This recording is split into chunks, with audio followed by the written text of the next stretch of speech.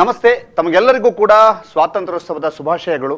ಸ್ವಾತಂತ್ರ್ಯಕ್ಕೆ ಹೋರಾಡಿದವರು ಅದೆಷ್ಟೋ ಲಕ್ಷಾಂತರ ಮಂದಿ. 1947ರಲ್ಲಿ ಭಾರತಕ್ಕೆ ಸ್ವಾತಂತ್ರ್ಯ ಸಿಕ್ತು ಅನ್ನುವಂತಹ ಹೆಗ್ಗಳಿಕೆ ನಮ್ಮದು. ಬ್ರಿಟಿಷರನ್ನ ಓಡಿಸಿದ್ದೀವಿ. ಅದರ ಹಿಂದೆ ಯುವ ಜನರ ಪಾತ್ರ ಬಹುದೊಡ್ಡದಿದೆ. ಎಲ್ಲ ಸ್ವಾತಂತ್ರ್ಯ ಹೋರಾಟಗಾರರಿಗೆ ಬೆನ್ನೆಲುಬಾಗಿ ನಿಂತವರು ಯಾರು ಅಂತ ಕೇಳಿದ್ರೆ ಅದು ಯುವ ಜನರು. ಇವತ್ತು ಭಾರತದಲ್ಲಿ ಯುವ ಜನರ ಬಹುದೊಡ್ಡ ದಂಡಿದೆ. ಭಾರತದ 60% ಹೆಚ್ಚು ಯುವ ಜನರು ಭಾರತದಲ್ಲಿದ್ದಾರೆ. ಜೊತೆಗೆ ಈಗ ಒಂದು ಕಾಲ ಜೆನ್ಜಿ ಕಾಲ. ಈ ಕಾಲದಲ್ಲಿ ಯುವ ಜನತೆಯ ದೃಷ್ಟಿಯಲ್ಲಿ ಭಾರತದ ಭವಿಷ್ಯ ಹೇಗಿರಬೇಕು ಅನ್ನುವಂಥ ವಿಚಾರದಲ್ಲಿ ನಮ್ಮ ಜೊತೆಗೆ ಇವತ್ತು 3 ಕಾಲೇಜುಗಳ ಪದವಿ ವಿದ್ಯಾರ್ಥಿಗಳು ಜೊತೆಗಿದ್ದಾರೆ. ಅವರನ್ನ ವೆಲ್ಕಮ್ ಮಾಡ್ತಾ ಈ ಕಾರ್ಯಕ್ರಮವನ್ನು ಆರಂಭಿಸ್ತಾ ಇದ್ದೇವೆ. ಮೊದಲಿಗೆ ಸರ್ಕಾರಿ ಪದವಿ ಕಾಲೇಜು ಜಿಡೇಕಲ್ನ ವಿದ್ಯಾರ್ಥಿಯಾದ ಶರಣ್ ಮತ್ತು ವಿದ್ಯಾರ್ಥಿನಿ ಸಲ್ಮಾ ಸೈದಾ, ನಿಮಗೆ ಕಾರ್ಯಕ್ರಮಕ್ಕೆ ಸ್ವಾಗತ. ವಿವೇಕಾನಂದ ಪದವಿ ಕಾಲೇಜಿನ ವಿದ್ಯಾರ್ಥಿನಿ ಚೈತನ್ಯ ಮತ್ತು ಕೌಶಲ್ಯ ಎಸಿ, ನಿಮಗೂ ಕೂಡ ಕಾರ್ಯಕ್ರಮಕ್ಕೆ ಸ್ವಾಗತ. ಸೈಂಟ್ ಫಿಲೋಮಿನಾ ಪದವಿ ಕಾಲೇಜಿನ ಭವಿತ್ ಎ ಮತ್ತು ಶ್ರೀವಿದ್ಯಾ ಎನ್, ನಿಮಗೂ ಕೂಡ ಕಾರ್ಯಕ್ರಮಕ್ಕೆ ಸ್ವಾಗತ. ಯುವ ಜನರು ಜೆನ್ಜಿ ಅಂತ ಹೇಳಿದ್ರೆ ಈಗ ಎಲ್ಲಿ ನೋಡ್ಲಿ ಅಲ್ಲಿ ಎಲ್ಲ ಜೆನ್ಜಿಗಳದ್ದೇ ಮಾತು. ಬಹಳ ಮುಖ್ಯವಾಗಿ ಇತ್ತೀಚಿನ ಕೆಲವು ಹೋರಾಟಗಳನ್ನು ಗಮನಿಸಿದ್ರಿ. ಸೋಷಿಯಲ್ ಮೀಡಿಯಾದಲ್ಲಿ ಜೆನ್ಜಿಗಳ ಹಾಕುವಂಥ ಮಹತ್ವದ ಮಾತುಗಳನ್ನು ಗಮನಿಸಿದ್ದೀರಿ. ಜೊತೆಗೆ ದೇಶ ಭವಿಷ್ಯ, ದೇಶ ಹೇಗಿರಬೇಕು, ಈಗಿನ ದೇಶ ಹೇಗಿದೆ, ಮುಂದೆ 15 ವರ್ಷಗಳಲ್ಲಿ ಹೇಗಾಗಬೇಕು ಅನ್ನೋಂಥದ್ರ ಕುರಿತಾಗಿ ಯುವ ಜನರು ಮಾತಾಡುವುದೆಲ್ಲ ಕೇಳಿದ್ದೇವೆ. ಆದ್ದರಿಂದ ಮೊದಲಿಗೆ ನಿಮ್ಮೆಲ್ಲರಿಗೂ ಕೂಡ ಒಂದು ಜನರಲ್ ಆದಂಥ ಪ್ರಶ್ನೆಯನ್ನು ಕೇಳ್ತೇನೆ. ನೀವೀಗ ಭಾರತದಲ್ಲಿ ಹುಟ್ಟಿದ್ದೀರಿ, ಭಾರತೀಯರು ಅಂತ ಎನಿಸ್ಕೊಂಡಿದ್ದೀರಿ, ಎಷ್ಟು ಹೆಮ್ಮೆ ಇದೆ. ಮತ್ತು ನಿಮ್ಮ ದೃಷ್ಟಿಯಲ್ಲಿ ಇವತ್ತಿನ ನಮ್ಮ ದೇಶದ ನಿಜವಾದಂತಹ ಶಕ್ತಿ ಯಾವುದು ಅಂತ ಎಲ್ಲರಿಗೂ ಕೂಡ 20 ಸೆಕೆಂಡ್ಸ್ ಕೊಡ್ತೀವಿ. ಮಾತಾಡ್ಕೊಂಡು ಹೋಗಿ. ನಿಮ್ಮ ದೃಷ್ಟಿಯಲ್ಲಿ ಭಾರತದ ನಿಜವಾದ ಶಕ್ತಿ ಎಷ್ಟು ಖುಷಿ ಇದೆ ಇವತ್ತು ನೀವು ಭಾರತೀಯರು ಅಂತ ಹೇಳೋಕ್ಕೆ. ನಿಮ್ಮಿಂದನೇ ಆರಂಭ ಆಗಲಿ ಶರಣ್. ತುಂಬಾನೇ ಖುಷಿ ಇದೆ ಸರ್. ಭಾರತದಲ್ಲಿ ಹುಟ್ಟಿ ಬೆಳಿಬೇಕಂತ ಹೇಳಿದ್ರೆ ಅದೊಂದು ಪುಣ್ಯ ಅಂತಾನೆ ಹೇಳಬೇಕು. ತುಂಬಾನೇ ಖುಷಿ ಇದೆ ಇಲ್ಲಿ ಹುಟ್ಟಿದ್ದು. ಇಲ್ಲಿದು ವಾತಾವರಣ ಆಗಿರ್ಬೋದು ಅಥವಾ ಇಲ್ಲಿದೀಗ ಆಗ ವಾರ್ ಸಿಚುವೇಶನ್ ಏನಾಯ್ತು ಹಿಂದಿನ ಟೈಮಲ್ಲಿ, ಆದ್ರೆ ನಮ್ಗೆ ಭಾರತಕ್ಕೆ ಅಷ್ಟೇನು ಇದಾಗ್ಲಿಲ್ಲ. ಅಂತದ್ರಲ್ಲಿ ಕೂಡ ನಾನು ತುಂಬಾ ಪುಣ್ಯ ಮಾಡಿದ್ದೇನೆ ಅಂತ ನಾನು ತಿಳ್ಕೊಳ್ತೇನೆ. ಇಂಡಿಯಾದಲ್ಲಿ ತುಂಬಾನೇ ಸ್ಪೆಷಲ್ ಆಗಿ ತುಂಬಾನೇ ವಸ್ತುಗಳಿದೆ. ಅದು ನೀರಿನ ವ್ಯವಸ್ಥೆಗಳ ರಿವರ್ಸ್ ಆಗಿರ್ಬೋದು ಅಥವಾ ಮೌಂಟೇನ್ಸ್ ಆಗಿರ್ಬೋದು, ಹಿಮಾಲಯ ಪರ್ವತಗಳಾಗಿರ್ಬೋದು, ಅರೇಬಿಯನ್ ಸಿ ಆಗಿರ್ಬೋದು, ಆಗಿರ್ಬೋದು, ಕೋಸ್ಟಲ್ ರೀಜನ್ಸ್ ಗಳಾಗಿರ್ಬೋದು, ಎಲ್ಲದರಲ್ಲಿ ಕೂಡ ಭಾರತ ಒಂದು ಮೇಲ್ಗೈಯನ್ನು ಸಾಧಿಸಿದೆ. ಅದನ್ನು ಹೇಳಲಿಕ್ಕೆ ನಾನು ತುಂಬಾ ಸಂತೋಷ ಪಡ್ತೇನೆ ಸರ್. ಓಕೆ, ಸಲ್ಮಾ ಸೈದಾ. ಸ್ಟೂಡೆಂಟ್ ನಾನಿವತ್ತು ಏನ್ ಹೇಳ್ಬೇಕಂದ್ರೆ, ನಾವು ಈ ಭಾರತದಲ್ಲಿ ಹುಟ್ಟಿ ಒಂದು ಒಳ್ಳೆಯ ಅಂದ್ರೆ ನಾವೊಂದು ಪುಣ್ಯವನ್ನು ಪಡ್ಕೊಂಡಿದ್ದೇವೆ. ಅಂದ್ರೆ ನಾವೀಗ ನೋಡ್ಬಹುದು ನಮ್ಮ ದೇಶ ಯಾವ್ದ್ರಲ್ಲಿ ಕೂಡ ಕಮ್ಮಿ ಇಲ್ಲ.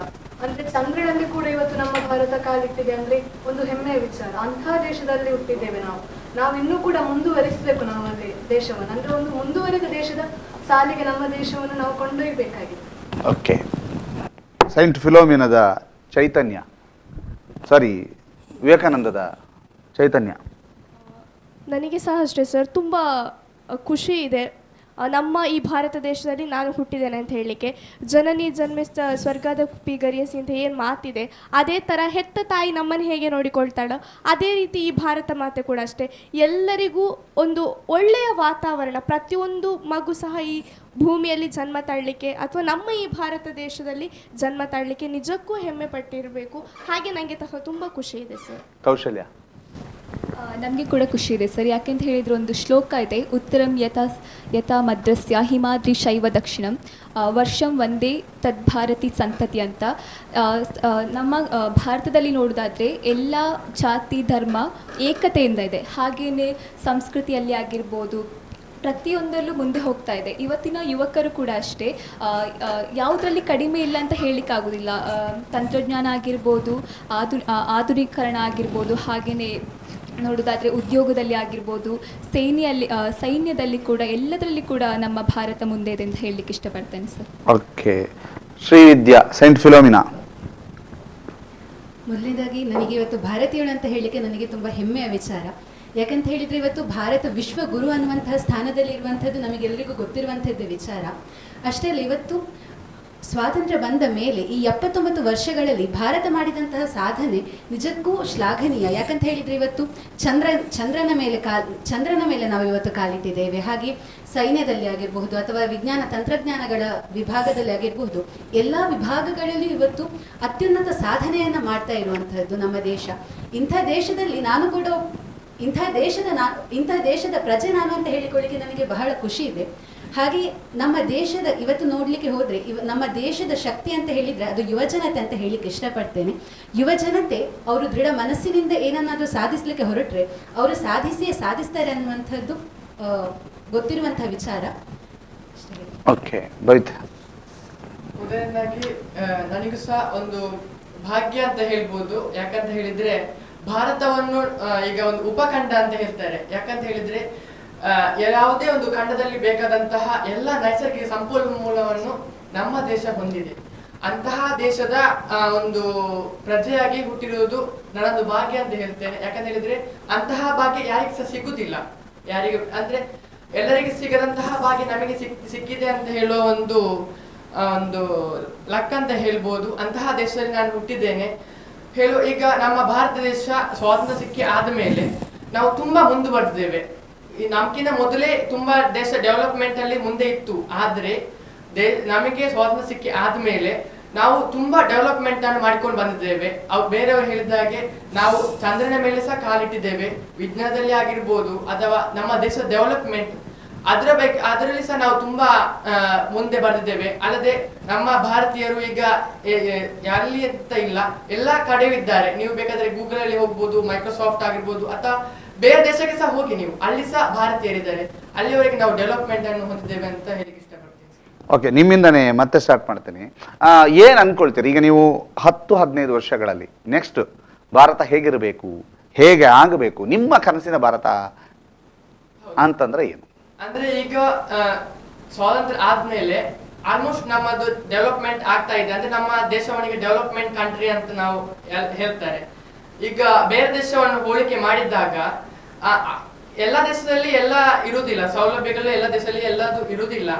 ಅಂದ್ರೆ ಈಗ ಬೇರೆ ಕಂಪೇರ್ ಮಾಡೋದಾದ್ರೆ ಈಗ ಜಪಾನ್ ನಲ್ಲಿ ಸಹ ಈಗ ಟೆಕ್ನಾಲಜಿ ತುಂಬಾ ಮುಂದೆ ಬರ್ದಿದೆ. ಅಥವಾ ಸೌತ್ ಕೊರಿಯಾ ಆಗಿರ್ಬೋದು ಅಥವಾ ಅಮೆರಿಕ, ರಷ್ಯಾ, ಎಲ್ಲಾದ್ರೂ ಯಾವ್ದಾದ್ರು ಒಂದು ಇದರಲ್ಲಿ ಸಹ ಆಗಿರ್ಬೋದು ಒಂದು ಡೆವಲಪ್ಮೆಂಟ್ ಅನ್ನು ಹೊಂದ್ತಾ ಇದೆ. ಹಾಗೆ ನಮ್ಮ ದೇಶ ಸಹ ನಾವೀಗ ನೆಕ್ಸ್ಟ್ ಬರುವ ಜನರೇಷನ್ ಅಲ್ಲಿ ತುಂಬಾ ಡೆವಲಪ್ಮೆಂಟ್ ಅನ್ನು ಹೊಂದಬೇಕು ಅಂತ ನಮ್ಮದು ಆಸೆ ಇದೆ. ಅಂದ್ರೆ ಈಗ ನೋಡ್ಬೋದು ನಮ್ಮ ಸೈಡ್ ಎಲ್ಲ ಕಾಲೇಜ್ಗಳಾಗಿರ್ಬೋದು ಅಥವಾ ಬಸ್ ಸೌಕರ್ಯ ಆಗಿರ್ಬೋದು, ನಮಗೆ ಬೇಕಾದ ಹಾಗೆ ಹೇಗೆ ಬೇಕು ಹಾಗೆ ನಮಗೆ ಬೇಕಂದ್ರೆ ಕಾಲೇಜಿನಲ್ಲಿ ಯಾವ ಬೇಸಿಕ್ ನಮಗೆ ಕೊಡ್ಬೇಕು. ಬೇರೆ ಕಾಲೇಜಲ್ಲಿ ನೀವು ಬೇರೆ ದೇಶದ ಕಾಲೇಜಲ್ಲಿ ಎಲ್ಲ ನೋಡುವಾಗ ಅವರಿಗೆ ಈಗಿನ ಜನರೇಷನ್ಗೆ ಬೇಕಾದ ಹಾಗೆ ಅವರಿಗೆ ಶಿಕ್ಷಣವನ್ನು ಕೊಡ್ತಾರೆ.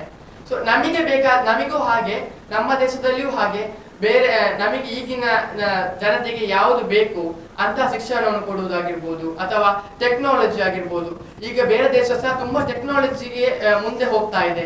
ನಮ್ಮ ದೇಶ ಸಹ ನಮ್ಮ ದೇಶವನ್ನು ಡೆವಲಪ್ಮೆಂಟ್ ಮಾಡ್ಲಿಕ್ಕೆ ಟೆಕ್ನಾಲಜಿಯಲ್ಲಿ ತುಂಬಾ ವರ್ಕ್ ಮಾಡಬೇಕು ಅಥವಾ ನಮ್ಮ ದೇಶದ ಡೆವಲಪ್ಮೆಂಟ್ಗಾಗಿ ತುಂಬಾ ವರ್ಕ್ ಮಾಡಬೇಕು ಅಂತ ನಾನು ಮುಂದಿನ ಇದರಲ್ಲಿ ಅನ್ಕೊಂಡಿದ್ದೇನೆ. ಶ್ರೀವಿದ್ಯಾ, ನಿಮ್ಗೆ ಏನ್ ಅನ್ಸುತ್ತೆ ಈಗ ನೀವು ಏನು ಇದ್ದೀರಿ, ಏನು ಬದಲಾವಣೆ ಆಗಬೇಕು ಮುಂದಿನ 15 ವರ್ಷಗಳಲ್ಲಿ ಅಂತ? ಮುಂದಿನ 15 ವರ್ಷಗಳಿಗೆ ನೋಡ್ಲಿಕ್ಕೆ ಹೋದ್ರೆ ಇವಾಗ ಶಾಲಾ ಕಾಲೇಜುಗಳಲ್ಲಿ ಆಗಿರಬಹುದು, ಅಂದ್ರೆ ಇವತ್ತಿನ ಸರ್ಕಾರಿ ಕಾಲೇಜುಗಳು ಏನುಂಟು ಈಗ ಮೊದಲಿದ್ದದಕ್ಕಿಂತ ಬಹಳಷ್ಟು ಅಲ್ಲಿ ಸುಧಾರಣೆ ಕಂಡಿದೆ. ಸರ್ಕಾರಿ ಶಾಲಾ ಕಾಲೇಜುಗಳಾಗಿರ್ಬಹುದು, ಯಾವುದೇ ಶಿಕ್ಷಣ ವ್ಯವಸ್ಥೆ ಆಗಿರ್ಬೋದು, ಅದನ್ನ ಇನ್ನು ಅಂದ್ರೆ ಈಗ ನಾವು ಸ್ಪರ್ಧಾತ್ಮಕ ಜಗತ್ತಿನಲ್ಲಿದ್ದೇವೆ, ಎಲ್ಲರ ಜೊತೆಯೂ ನಾವು ಕಾಂಪೀಟ್ ಮಾಡಬೇಕಾಗ್ತದೆ. ಹಾಗಾಗಿ ಅಂತಹ ಸಂದರ್ಭದಲ್ಲಿ ಯಾವ ರೀತಿಯ ಸೌಕರ್ಯವನ್ನು ಕೊಟ್ಟು ಡೆವಲಪ್ ಮಾಡ್ಬೋದು ಅನ್ನುವಂಥದ್ರ ಬಗ್ಗೆ ಸ್ವಲ್ಪ ಜಾಸ್ತಿ ಗಮನ ಕೊಟ್ಟು ಆ ನಿಟ್ಟಿನಲ್ಲಿ ನಾವು ಕಾರ್ಯೋನ್ಮುಖರಾದ್ರೆ ಬಹುಶಃ 10-15 ವರ್ಷ ಬಿಟ್ಟು ನೋಡಿದಾಗ ನಮ್ಮ ಭಾರತ ಅತ್ಯುನ್ನತ ಸ್ಥಾನದಲ್ಲಿ ಇರ್ತದೆ ಅನ್ನುವಂಥದ್ರಲ್ಲಿ ಸಂಶಯ ಇಲ್ಲ. ಮಾತ್ರ ಅಲ್ಲ, ಇವತ್ತು ಹೊಸ ಹೊಸ ತಂತ್ರಜ್ಞಾನಗಳ ಆವಿಷ್ಕಾರ ಆಗ್ತಾ ಇದೆ. ಎಲ್ಲಿ ನೋಡ್ಲಿಕ್ಕೆ ಹೋದ್ರೂ ನಮ್ಮ ಭಾರತ ದೇಶ ಎಲ್ಲದರಲ್ಲೂ ಒಂದು ಕೈ ಮೇಲೆ ಇದೆ ಅಂತ ಹೇಳಬಹುದು. ಹೊಸ ಹೊಸ ತಂತ್ರಜ್ಞಾನ ಇವತ್ತು ಚಂದ್ರಯಾನ ಅಂತಹ ಒಂದು ಗಗನಯಾನಗಳನ್ನು ನಾವು ಯಾವ ರೀತಿ ಇವತ್ತು ಅದನ್ನು ಅಲ್ಲಿಗೆ ಹೋಗುವಲ್ಲಿ ನಾವಿವತ್ತು ಸಫಲರಾಗಿದ್ದೇವೋ, ಅದೇ ರೀತಿ ಮುಂದೆ ಟೆಕ್ನಾಲಜಿಯಲ್ಲಿ ಡೆವಲಪ್ಮೆಂಟ್ ಆಗ್ತಾ ಹೋದ ಹಾಗೆ ನಮ್ಮ ಭಾರತ ದೇಶದಲ್ಲಿ ಈಗ ಟೆಕ್ನಾಲಜಿ ಡೆವಲಪ್ಮೆಂಟ್ ಆಗಬೇಕು. ಮತ್ತೆ ಎಲ್ಲರಿಗೂ ಸಮಾನ ಹಕ್ಕನ್ನು ಕೊಡುವಂತೆ ಆದಾಗ ನಮ್ಮ ಭಾರತ ದೇಶ ಖಂಡಿತವಾಗಿಯೂ ಅತ್ಯುನ್ನತ ಸ್ಥಾನದಲ್ಲಿರ್ತದೆ. ಓಕೆ, ಚೈತನ್ಯ. ಸರ್, ನನಗೆ ಈಗ 15 ವರ್ಷಗಳ ನಂತರ ನಮ್ಮ ದೇಶ ಯಾವ ರೀತಿ ಇರಬೇಕು ಅಂತ ಹೇಳಿದರೆ, ಹೌದು, ತಂತ್ರಜ್ಞಾನಗಳಲ್ಲಿ ನಾವು ಮುಂದುವರಿತಿದ್ದೇವೆ, ಎಲ್ಲವೂ ನಿಜ. ಅದರ ಜೊತೆ ನಾನು 15 ವರ್ಷ ದಾಟಿದಾಗ ನಮ್ಮ ದೇಶವನ್ನು ನಾನು ಬಡತನ ಮುಕ್ತ ರಾಷ್ಟ್ರವನ್ನಾಗಿ ನೋಡಬೇಕು ಅನ್ನುವಂಥದ್ದು ನನ್ನ ಕನಸು. ಎಲ್ಲಿ ನೋಡಿದರೂ ಸಹ ಬಡತನಗಳು, ಎಷ್ಟೇ ಜಾಬ್, ಎಷ್ಟೇ ತಂತ್ರಜ್ಞಾನಗಳು ಇದ್ದರೂ ಸಹ ನಮ್ಮ ಬಡತನ ರೇಖೆ ಇನ್ನೂ ಸಹ ಉಂಟು. ನಾವು ಬಡತನದಲ್ಲಿ ಹಲವಷ್ಟು ಮಂದಿ ಬಡತನದಿಂದ ಇದ್ದವರು ಸಹ ಇದ್ದೇವೆ. ಒಂದು ಬಡತನ ಆದಷ್ಟು ಇದಕ್ಕಿಂತ ಕಡಿಮೆ ಆಗಬೇಕು. ಫುಲ್ ಕಡಿಮೆ ಆಗ್ತದೆ ಅದು ಗೊತ್ತಿಲ್ಲ. ಹೇಗೆ ಅಂದ್ರೆ ಈಗ ಬಡತನ ಕಡಿಮೆ ಆಗುದಂದ್ರೆ ಹೇಗೆ? ಬಡತನ ಕಡಿಮೆ ಆಗುವಂಥದ್ದು ಅಂತ ಹೇಳಿದರೆ, ನಾವು ಎಜುಕೇಷನ್ ಇದರಲ್ಲಿ ನೋಡ್ಬೋದು. ಈಗ ಒಬ್ಬರು ಹಣ ಇಲ್ಲ, ಅವರಿಗೆ ಫೀಸ್ ಕಡಿಮೆ ಮಾಡುವಂಥದ್ದು, ಎಲ್ಲರಿಗೂ ಒಂದೇ ಥರ ಫೀಸ್ ಇದು ಮಾಡಬೇಕು, ಆ ರೀತಿಯಲ್ಲಿ ನೋಡಿಕೊಂಡು ಹೋಗುವಂಥದ್ದು. ಮತ್ತು ಫೆಸಿಲಿಟಿಗಳನ್ನು ಸರಿಯಾಗಿ ಹಂಚುವ ಮೂಲಕ, ಶ್ರೀಮಂತರು ಇರ್ತಾರೆ, ಅವರು ಇದ್ದವರಿಗೆ ಕೊಡುವುದಲ್ಲ, ಎಲ್ಲರನ್ನು ನೋಡಿಕೊಂಡು ಎಲ್ಲ ಸಮಾನರಾಗಿ ನೋಡಿಕೊಂಡು ಎಲ್ಲರಿಗೆ ಯಾರಿಗೆ ಅದು ಅಗತ್ಯ ಉಂಟು, ಯಾರದಕ್ಕೆ ಅರ್ಹರಾಗಿದ್ದಾರೆ ಅವರಿಗೆ ನೀಡುವ ಮೂಲಕ, ಬಡತನದಲ್ಲಿದ್ದಾರೆ ಅವರಿಗೆ ನಾವು ಯಾಕೆ ಕೊಡಬೇಕು, ಅವರಿಗೆ ಅದು ಯೂಸ್ ಆಗ್ತದೆ, ಆ ಥರ ಥಿಂಕ್ ಮಾಡದೆ ಎಲ್ಲರನ್ನು ನಮ್ಮ ಹಾಗೆ ನಾವು ಮೇಲೆ ಹೋಗ್ತಾ ಇದ್ದೇವೆ, ನಮ್ಮ ಜೊತೆ ಇರುವವರು ಸಹ ಮೇಲೆ ಬನ್ನಿ ಎನ್ನುವಂತಹ ಆ ಇಂಟೆನ್ಷನಲ್ಲಿ ಇದು ಮಾಡಬೇಕು. ಒಂದು ಮತ್ತೊಂದು, ನಾವೊಂದು ಹೆಣ್ಣು ಮಗಳಾಗಿ ನಾವು ನನ್ನ ಈ 15 ವರ್ಷದ ನಂತರ ನನಗೆ ಕಾಣಬೇಕಾದ ಒಂದು ಕನಸು ಏನು ಅಂತೇಳಿ, ನನಸಾಗಬೇಕಾದ ಕನಸು ಏನು ಅಂತ ಹೇಳಿದ್ರೆ, ಅತ್ಯಾಚಾರ ಮುಕ್ತ ರಾಷ್ಟ್ರ ನಮ್ಮದಾಗಬೇಕು. ಮೊದಲಿಗೆ ಅತ್ಯಾಚಾರ ಮುಕ್ತ ರಾಷ್ಟ್ರ ನಮ್ಮ ರಾಷ್ಟ್ರ ಆಗಲೇಬೇಕು. ಅದೊಂದು ದೊಡ್ಡ ಕನಸು. ಯಾಕೆ ಅಂತ ಹೇಳಿದರೆ, ನಾವೊಂದು ಮಗುವನ್ನು ಹುಟ್ಟಿಸ್ಲಿಕ್ಕೆ ಆ ತಾಯಿ ಎಷ್ಟು ಕಷ್ಟಪಡ್ತಾರೋ, ಯಾಕೆ ಆ ಮಗುವನ್ನು ಆ ಥರ ಮಾಡ್ತಾರೆ? ನಾವೀಗ ರೀಸೆಂಟಾಗಿ ನೋಡಿದ್ದೇವೆ, ಒಂದು 6 ತಿಂಗಳ ಮಗುವನ್ನು ಅತ್ಯಾಚಾರ ಮಾಡಿದಂತಹ ವಿಷಯಗಳು. ಬೇಡ, ಅದೆಲ್ಲ ನಮ್ಮ ದೇಶದಿಂದ ಹೋಗಬೇಕು. ಮತ್ತೊಂದು, ನಮ್ಮ ಈ ದಕ್ಷಿಣ ಕನ್ನಡದಲ್ಲಿ ಕರಾವಳಿ ಭಾಗದಲ್ಲಿ ನಾವು ಏನು ಆಚರಿಸ್ತೇವೆ, ಆಟಿಡುಂಚು ದಿನ ಅಂತ ಹೇಳಿ ಏನು ಆಚರಿಸ್ತೇವೆ, ಅದು ಮೊದಲು ಹಿಂದಿನ ವರ್ಷಗಳೆಲ್ಲ ಹಿಂದೆ ಹೇಗಿತ್ತು ಅಂತ ಹೇಳಿದರೆ 1 ತಿಂಗಳು ಪೂರ ಇತ್ತು. ಈಗ ಏನು ಮಾಡ್ತಾ ಇದ್ದೇವೆ, ಅದೊಂದು ಸೆಲೆಬ್ರೇಷನ್. ಹಿಂದೆ ಅದು ಕಷ್ಟದ ದಿನ, ಅದೆಲ್ಲ ಬೇರೆ ವಿಷಯ. ಈಗ ಅದೊಂದು ಸೆಲೆಬ್ರೇಷನ್ ಆಗಿದೆ. ಹಾಗೆ ನಮ್ಮ ಪರಿಸರವನ್ನು ನಾವು ಈ ಥರ ಕಡ್ದು ನಾಶ ಮಾಡಿ ಕಟ್ಟಡಗಳನ್ನು ಏರಿಸ್ತಾ ಹೋದರೆ, ಒಂದು ದಿವಸ ಆಕ್ಸಿಜನ್ ಡೇ ಅಂತ ಹೇಳಿ ಮಾಡುವಂತಹ ಪರಿಸ್ಥಿತಿಗಳು ಎದುರಾಗ್ಬೋದು. ಹಾಗಾಗಿ ನಮ್ಮ ಪರಿಸರಗಳನ್ನು ನಾವು ಪ್ರೀತಿಸಿ ನಾವು ಬೆಳೆಸ್ತಾ ಹೋಗಬೇಕು ಅಂತ ಇದು ನನ್ನ ಕನಸು. ಓಕೆ, ಚೈತನ್ಯ. ಸರ್, ನನ್ನ ಅಭಿಪ್ರಾಯ ಎಂತಂತ ಹೇಳಿದರೆ, ಈಗಿನ ಕಾಲಘಟ್ಟದಲ್ಲಿ ನೋಡೋದಾದರೆ ಒಂದು ಸರ್ಕಾರಿ ಶಾಲೆಗಳನ್ನು ತುಂಬ ಕ್ಲೋಸ್ ಮಾಡ್ತಾ ಇದ್ದಾರೆ. ಈಗ ಸ್ವಲ್ಪ ಮಕ್ಕಳಿದ್ರು ಕೂಡ ಅವರನ್ನು ಇಂಗ್ಲೀಷ್ ಮೀಡಿಯಮ್ಗೆ ಹೋಗಿ ಅಂತ ಹೇಳುವಂಥದ್ದಾಗಿರ್ಬೋದು, ಅಥವಾ ಈಗ ಸಬ್ಜೆಕ್ಟನ್ನು ಚೇಂಜ್ ಮಾಡೋದಾಗಿರ್ಬೋದು. ಸಡನ್ನಾಗಿ ಕನ್ನಡ ಮೀಡಿಯಮ್ನ ಮಕ್ಕಳಿಗೆ ಇಂಗ್ಲೀಷ್ನ ಒಂದು ಇಂಗ್ಲೀಷಲ್ಲಿ ಕೊಡ್ತಾ ಇದ್ದಾರೆ, ಎಲ್ಲ ಒಂದು ವಿಷಯಗಳನ್ನು ಇಂಗ್ಲೀಷಲ್ಲಿ ಕೊಡ್ತಾ ಇದ್ದಾರೆ. ಹಾಗೆ ಅದನ್ನು ಸ್ವಲ್ಪ ಕಡಿಮೆ ಮಾಡಬೇಕು ಅಂತ ನನ್ನ ಅಭಿಪ್ರಾಯ. ಯಾಕೆಂತ ಹೇಳಿದರೆ, ಸಡನ್ನಾಗಿ ಮಕ್ಕಳಿಗೆ ಇಂಗ್ಲೀಷ್ ಬೇಕು, ಬೇಡ ಅಂತ ನಾನು ಹೇಳೋದಿಲ್ಲ, ಇಂಗ್ಲೀಷ್ ಬೇಕು. ಆ್ಯಂಡ್ ದೆನ್ ಇನ್ನೊಂದು ಹೇಳೋದಾದರೆ, ಇವರು ಹೇಳಿದಾಗೆ ಅತ್ಯಾಚಾರ, ಹಾಗೆಯೇ ಇನ್ನೊಂದು ಭ್ರಷ್ಟಾಚಾರ. ದಿನ ನಾವು ನ್ಯೂಸನ್ನು ನೋಡ್ತೇವೆ, ಒಂದಾದರೂ ಅತ್ಯಾಚಾರ ಹಾಗೂ ಭ್ರಷ್ಟಾಚಾರ ಎಷ್ಟು ತುಂಬ ಕೆಡಕುಗಳು ನಮ್ಮ ಸಮಾಜದಲ್ಲಿ ಇದೆ, ಅದೆಲ್ಲ ಕಡಿಮೆ ಆಗಬೇಕು ಅಂತ ಹೇಳ್ತಾ ಇದ್ದೇವೆ. ಓಕೆ, ಸಲ್ಮಾ. ನಾನೇನು ಹೇಳಬೇಕಂತ ಇದ್ರೆ, ಒಬ್ರು ಹೇಳಿದ್ರು ಈಗ ಸರ್ಕಾರಿ ಶಾಲಾ ಕಾಲೇಜುಗಳು ಮುಚ್ಚಿ ಹೋಗ್ತಾ ಇದೆ ಅಂತ. ಅದು ನಿಜ. ಅದಕ್ಕೆ ಕಾರಣ ಯಾರಂದ್ರೆ, ನಿಜವಾಗಿ ಹೇಳಬೇಕಾದ್ರೆ, ನಾವೀಗ ಒಂದು ಗೌರ್ಮೆಂಟ್ ಸ್ಕೂಲಲ್ಲಿ ಹೋಗಿ ನೋಡಿದ್ರೆ, ಒಂದು ಕಡೆ ಒಂದು ಸ್ವಚ್ಛವಾದಂಥ ಶೌಚಾಲಯ ಏನಿದೆ ಅದರ ವ್ಯವಸ್ಥೆ ಇಲ್ಲ. ಅಂದರೆ ಮಕ್ಕಳಿಗೆ ಬಟ್ಲು ತೊಳಿಲಿಕ್ಕೆ ಒಂದು ಒಳ್ಳೆ ವ್ಯವಸ್ಥೆ ಇಲ್ಲ, ಶುಚಿಯಾದ ಒಂದು ತರಗತಿಗಳಿಲ್ಲ. ಅದನ್ನೆಲ್ಲ ಸರಿಯಾಗಿ ನೀಡಿ, ಅಂದರೆ ಒಂದು ಹೆಣ್ಣು ಮಕ್ಕಳಿಗೆ ಆದರೂ ಕೂಡ ಆಗಿವೆ, ಒಂದು ರಾತ್ರಿಯಲ್ಲಿ ಅವಳು ಯಾವುದೇ ಒಂದು ಭಯ ಭೀತಿ ಇಲ್ಲದೆ ದಾರಿಯಲ್ಲಿ ಅವಳು ಧೈರ್ಯದಿಂದ ನಡೆಯುವಂತಹ ಒಂದು ರಾಷ್ಟ್ರ ಆಗಿ ಮುಂದುವರಿಯುತ್ತಿರುವ ರಾಷ್ಟ್ರ ಅಲ್ಲ, ಮುಂದುವರಿದ ರಾಷ್ಟ್ರ ಆಗಬೇಕು ನಮ್ಮ ಭಾರತ. ಓಕೆ ಸರ್, 10-15 ವರ್ಷ ಆದಮೇಲೆ ಭಾರತ ಹೇಗೆ ಆಗ್ಬೋದು ಅಂತ ನೀವು ನಂತರ ಪ್ರಶ್ನೆ ಕೇಳಿದ್ರ. 10-15 ವರ್ಷ ಆದ ನಂತರ ನಾನೇನು ಕಾಲೇಜಲ್ಲಿ ಅಥವಾ ಶಾಲೆಯಲ್ಲಿ ಇರಲ್ಲ, ನನ್ನ ಮುಂದಿನ ಜನ್ರೇಷನ್ ಏನಿದೆ ಅಥವಾ ನನ್ನ ಮಕ್ಳು ಏನಿದ್ದಾರೆ ಅವರು ಕಾಲೇಜಲ್ಲಿ ಇರ್ತಾರೆ. ಆಗ ನನಗೆ ಏನಿರಬೇಕು, ನನಗೊಂದು ಎಂಪ್ಲಾಯ್ಮೆಂಟ್ ಬೇಕಿರಬೇಕು, ಕೆಲಸ ಬೇಕಿರ್ತದೆ. ಅವರೊಂದು ಶಾಲೆಗೆ ಹಾಕ್ಬೇಕಂತ ಹೇಳಿದ್ರೆ ಆ ಎಂಪ್ಲಾಯ್ಮೆಂಟ್ ಎಲ್ಲಿಂದ ಬರಬೇಕು, ಒಂದು ಕೆಲಸ ಬೇಕು ನನಗೆ. ಆ ಎಂಪ್ಲಾಯ್ಮೆಂಟ್ ಈಗ ನಾವು ನೋಡಿದ್ರೆ ಎಂಪ್ಲಾಯ್ಮೆಂಟೇ ಇಲ್ಲ. ಹೈಯೆಸ್ಟ್ ಮೆಂಬರ್ ಹತ್ರ ಎಂಪ್ಲಾಯ್ಮೆಂಟ್ ಇಲ್ಲ. ಒಳ್ಳೆ ಡಿಗ್ರಿ ಇದೆ, ಒಳ್ಳೆ ಶಾಲೆಯಲ್ಲಿ ಕಲ್ತಿದ್ದಾರೆ, ಒಳ್ಳೆ ಕಾಲೇಜಲ್ಲಿ ಕಲ್ತಿದ್ದಾರೆ, ಆದರೆ ಎಂಪ್ಲಾಯ್ಮೆಂಟ್ ಇಲ್ಲ ಅವರಿಗೆ. ಅಂಥದ್ದೊಂದು ಎಂಪ್ಲಾಯ್ಮೆಂಟ್ ಆಪರ್ಚುನಿಟಿ ಕ್ರಿಯೇಟ್ ಆಗಬೇಕು, ಎಲ್ಲರಿಗೂ ಒಂದು ಎಂಪ್ಲಾಯ್ಮೆಂಟ್ ಸಿಗುವಾಗೆ ಆಗ್ಬೇಕಂತ ನನ್ನದು ಆಸೆ ಇದೆ. ಮತ್ತೆ ಇವರು ಹೇಳಿದ್ರು, ನನ್ನ ಫ್ರೆಂಡ್ ಹೇಳಿದ್ರು, ಏನಂತ ಹೇಳಿದ್ರೆ, ಒಂದು ಹುಡುಗಿಗೆ ಮಧ್ಯರಾತ್ರಿ ಆದ್ಮೇಲೆ ಹೋಗುವಷ್ಟು ಕಾನ್ಫಿಡೆನ್ಸ್ ಇದೆಯಾ, ಅದು ಧೈರ್ಯ ಇದೆಯಾ ಅಂತ. ನಮಗೆ 1947 ಆಗಸ್ಟ್ 15ರಂದು ಫ್ರೀಡಮ್ ಸಿಕ್ಕಿದೆ, ಸ್ವಾತಂತ್ರ್ಯ ಸಿಕ್ಕಿದೆ, ಹೌದಾ, ನಾನು ಒಪ್ಕೊಳ್ತೇನೆ. ಆದರೆ ಒಂದು ಹೆಣ್ಣುಮಗು ಯಾವಾಗ ಮನೆಯಿಂದ ಹೊರಗೆ ಹೋಗ್ಲಿಕ್ಕೆ ರೆಡಿ ಆಗುತ್ತೋ ಅವತ್ತು ನಮ್ಮ ದೇಶಕ್ಕೆ ಒಂದು ಸ್ವಾತಂತ್ರ್ಯ ಸಿಕ್ಕಿದೆ ಅಂತ ನಾನು ನಂಬ್ತೇನೆ. ಯಾವಾಗ ಒಂದು ವ್ಯಕ್ತಿಗೆ ಸಿಸ್ಟಮ್ನಲ್ಲಿ ಕರೆಕ್ಟ್ ಆಗಿ ಮಾತಾಡ್ಬೋದು, ಇದು ತಪ್ಪು ಅಥವಾ ಇದು ಸರಿ ಅಂದ್ರೆ ಸರಿ, ಇದು ತಪ್ಪಂದ್ರೆ ತಪ್ಪು ಅಂತ ಹೇಳೋ ಧೈರ್ಯ ಯಾವಾಗ ಬರುತ್ತೋ ಆಗ ನಮಗೆ ದೇಶಕ್ಕೆ ಸ್ವಾತಂತ್ರ್ಯ ಸಿಕ್ತೆ ಅಂತ ನಾನು ನಂಬ್ತೇನೆ ಸರ್. ಓಕೆ, ನೀವು 15 ವರ್ಷಗಳಲ್ಲಿ ಇದೆಲ್ಲ ಆಗ್ಬೋದಾ? ಸರ್ ನಾನು ತಟ್ಟಂತ ಆಗ್ಬೇಕಂತ ಹೇಳಿದ್ರೆ ತಟ್ಟಂತ ಆಗಲ್ಲ ಸರ್. ಎಲ್ಲಾ ವಿಷಯಗಳು ಟೈಮ್ ತಗೊಳುತ್ತೆ. ಒಂದು ಯಾವ್ದಾದ್ರು ಒಂದು ಕೆಲಸ ಆಗ್ಬೇಕು, ನಂಗೊಂದು ಬ್ರಿಡ್ಜ್ ಆಗ್ಬೇಕು, ಒಂದು ರೋಡ್ ಆಗ್ಬೇಕಂತ ಹೇಳಿದ್ರೆ ಅದು ತಟ್ಟಂತ ಆಗಲ್ಲ. ಇಟ್ ಟೇಕ್ಸ್ ಟೈಮ್, ಅದು ಟೈಮ್ ತಗೊಳುತ್ತೆ. ಹಾಗೇನೆ ಒಂದು 15 ವರ್ಷ ಆಗುವಾಗ ಈಗ ಏನಿದೆ ಅದಕ್ಕಿಂತ ಸ್ವಲ್ಪ ಮಟ್ಟ ಆದ್ರೂ ಜಾಸ್ತಿ ಆಗ್ಬೋದು ಅಂತ ನಾನು ಯೋಚನೆ ಮಾಡ್ತಿದ್ದೇನೆ ಸರ್. ನೀವು ಈಗ ಮಾತಾಡ್ತಾ ಹೇಳಿದ್ರಿ, ನನಗೆ ನನ್ನ ಮಕ್ಕಳು, ನನಗೆ ಎಂಪ್ಲಾಯ್ಮೆಂಟ್ ಸಿಗಬೇಕು, ನಾನು ಒಂದು ಜಾಬು ನಮ್ಗೆ ಸಿಗಬೇಕು ಅಂತೆಲ್ಲ ಮಾತಾಡಿದ್ರಿ, ಕರೆಕ್ಟು.